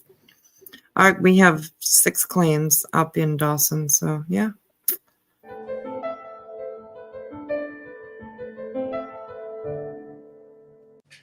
Now this is Dawson City, and these buildings are still there.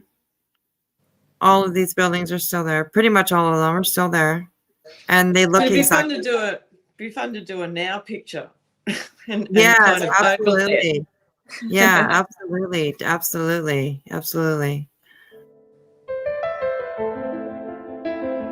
Hi, Nicolina Slave. Welcome in.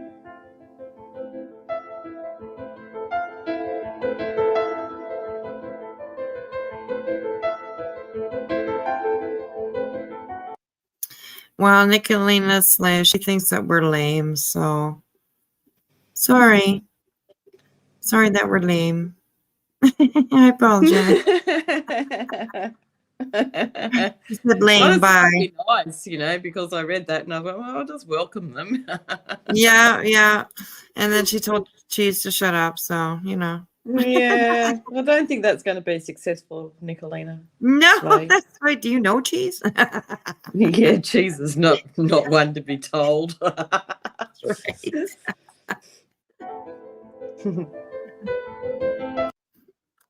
Anyways, okay, I have one more video here, and I think maybe this one might actually have words in it where they're actually speaking. But yeah, it's so cool. It's really interesting. All this stuff is. It is really interesting. Yeah. I'll have to go and find you something equally interesting. Right? Yes, absolutely. Absolutely. Too funny. Okay, this is called Chilkoot Trail Then and Now. I was born under a wandering star. I don't know what this is, but we'll take a look. I knew that song was going to come on.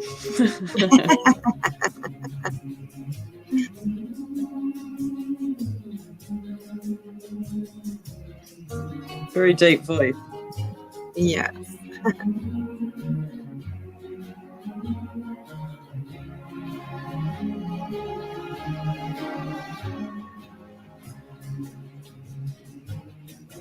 These people don't like talking. They just want to show pictures.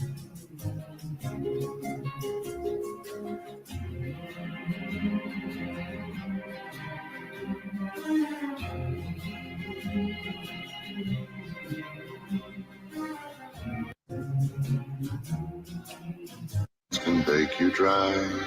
Snow can burn your eyes, but only. Okay, yeah, no. I don't know what that was, but not what I was thinking it would be. I can't believe there's not more videos about that. Oh, you don't want to block Nicolina's slave, Cheese. Just have fun with them. You're a mod. Yeah, that's right. Exactly. Nicolina, she secretly likes us. I know it. Come on, Nicolina. We haven't seen the sugar back.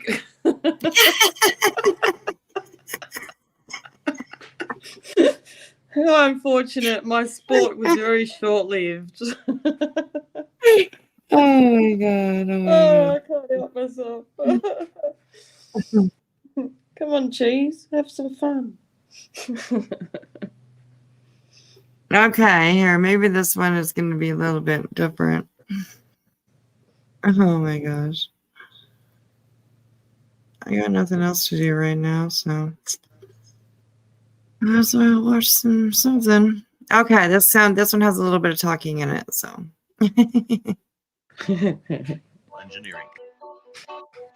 All of them had one idea. They were on their way to the Klondike to shovel up gold. And they were going to be rich beyond the dreams of avarice. This is at the base of that mountain.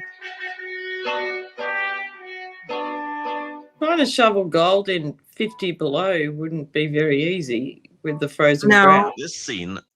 I think what it was, they traveled in the winter. Maybe they'll say something about it up here, but I think it was easier to travel in the winter because like the lakes are frozen and stuff like that. Lakes and rivers become frozen, so I think that's why they were like mostly traveling in the winter. I think. You must be pregnant. Yeah. Oh, I guess that was it. Yes, we are reliving the comic process. It was called Rabbit Creek, and later it was he's just like talking about it. So these are. Oh, he walks around Dawson though. The logistics of that can be a little complicated. Hang on. Look at that. Those buildings are still there today. And they look crooked because they are crooked. They're like leaning into each other. This is a classic example of very cool of buildings or structures that were built on permafrost. So these are original structures, as are many of the ones we're photographing today. But if they're not maintained and constantly adjusted as the permafrost freezes and thaws, you get a four-sided building that soon has 6 or 8 sides to it. So Yeah, these guys look like they're perhaps beyond repair, which is unfortunate.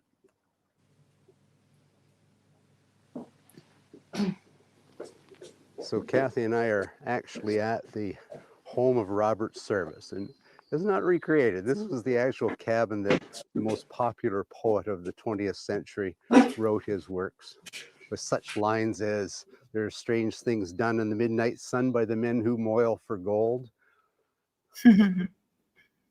It is he's always been one of Kathy's and my favorite poets. So it's quite an honor to actually stand where those works were written.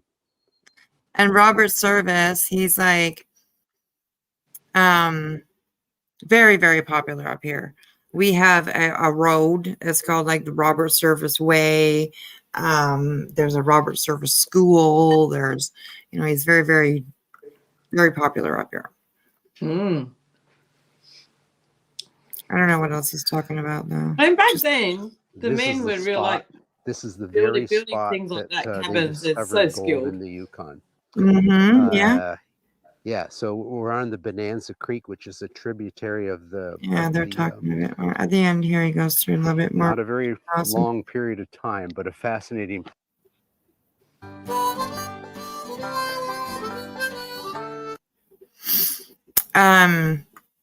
This is Dawson right here. Dawson, and all these are like original buildings. This might be Skagway, maybe. No, this is Dawson. This is Dawson. All these are like original buildings. They have new paint on them and stuff like that, but they're original buildings.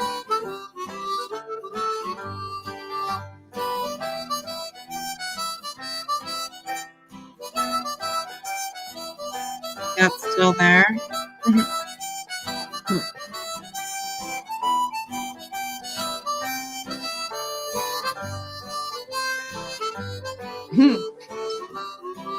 The store that sells almost anything.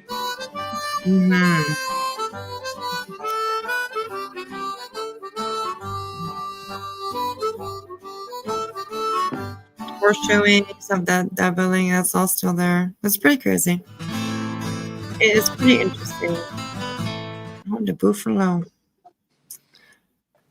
Just the signage and everything, Yes, yes. Yeah, Dawson is really pretty. It is very pretty up there. So, yes. Alrighty, guys. I'm going to cut it out. Well, that was super fun. Thank you. Yeah, it was kind of interesting. Yeah, definitely. You're welcome. If you want to look more, then yeah, just search up like Klondike Gold Rush, Dawson City, Yukon, or you can like Yukon Quest for the dog sledding. So yeah, it's pretty interesting. I'll have a further look. Definitely. The Yukon is a beautiful place. There's so much untouched land up here. It's just unbelievable. It's so amazing up here. It's beautiful. I think I saw a documentary on a photographer once that, I don't know, I think he might have been in Alaska or something, so over the hill. Yeah, yeah. Where it was like he'd go out there when it was like 30 something below. And in his vehicle, it was still -5. Yes, yeah. Yeah, crazy. And he used to he was talking about how hard it was to keep the camera, like modern day cameras that we got today, like they're so expensive. Just trying to keep them warm so that they will function. Yeah, that's right. Yeah. Is a really big deal. Otherwise you can't, he goes out there to shoot on purpose so you can make money out of it, which is fair enough. Yeah, You don't go out there for no reason. Nowadays, like cell phones are like that, right? When you're out, you gotta keep your cell phone cool or warm. Otherwise it'll stop working too, right? It just won't function. But it won't make a phone call, it won't take a phone call. Yeah. It won't do nothing, it'll just freeze right up. So yeah, kind of crazy. Yeah. So yeah. Maybe we should pick a location on occasion and have a look at it like that, like we just did around the world Yeah, somewhere. absolutely. That'd be awesome. Just check it out and see what's going on and Yeah. what's happening and what that place is all about or whatever. You know, every place has got some story. So yeah, Mm. that would be interesting for sure. Yeah. Yeah. Have a think. Alrighty, guys, the ones that are left here with me. God, this is a 5-hour live. Unbelievable. Spudler and Cheese, thank you so much for hanging out. Nicolina, hope we didn't get too bored if you're still here. I bet you are. I bet you're still watching back there going, this is kind of interesting. Nicolina Slave, I recommend you change your name. It's really not very classy. Yes, that's right. That's very true. That's very true. Alrighty, everybody. I will see you around these streets tomorrow. All right. Definitely. Same bat Have a time, good- same bat Yeah. channel. Yeah, that's absolutely right. Yeah. I'll schedule for 10 o'clock tomorrow too. 10 o'clock So, tomorrow. yeah. We'll figure out something to want to talk about. We always do, so. Was that is that 1 o'clock my time? 10. I'm not even sure. I'm not even sure. 10 It's o'clock. usually yeah. about 1:30. Oh yeah, okay. Well, there you go. That's not too bad. It's actually good for me because like I've got all the awakeness, you know. Yeah, absolutely. That's very true. Yes. Good night, Rachel, and good night, Spudler. Good night, Rachel. Yes. Alrighty, guys. I'm gonna cut myself out of here, and I'm not even gonna put up the fire right now. We already had a fire. We already had a fire. You got your fire, yeah. We got the fire. Yeah, that's right. There you go. I love that. Alrighty, guys. Be careful on these streets and never walk alone in the back alleys. And watch out for each other. Do something kind. Make somebody smile. It's easy to do. So, yeah. Alrighty, guys. I love you all, and we'll see you tomorrow. Okay. All right. Good night, Sav. Night, Wispy. Bye. Bye.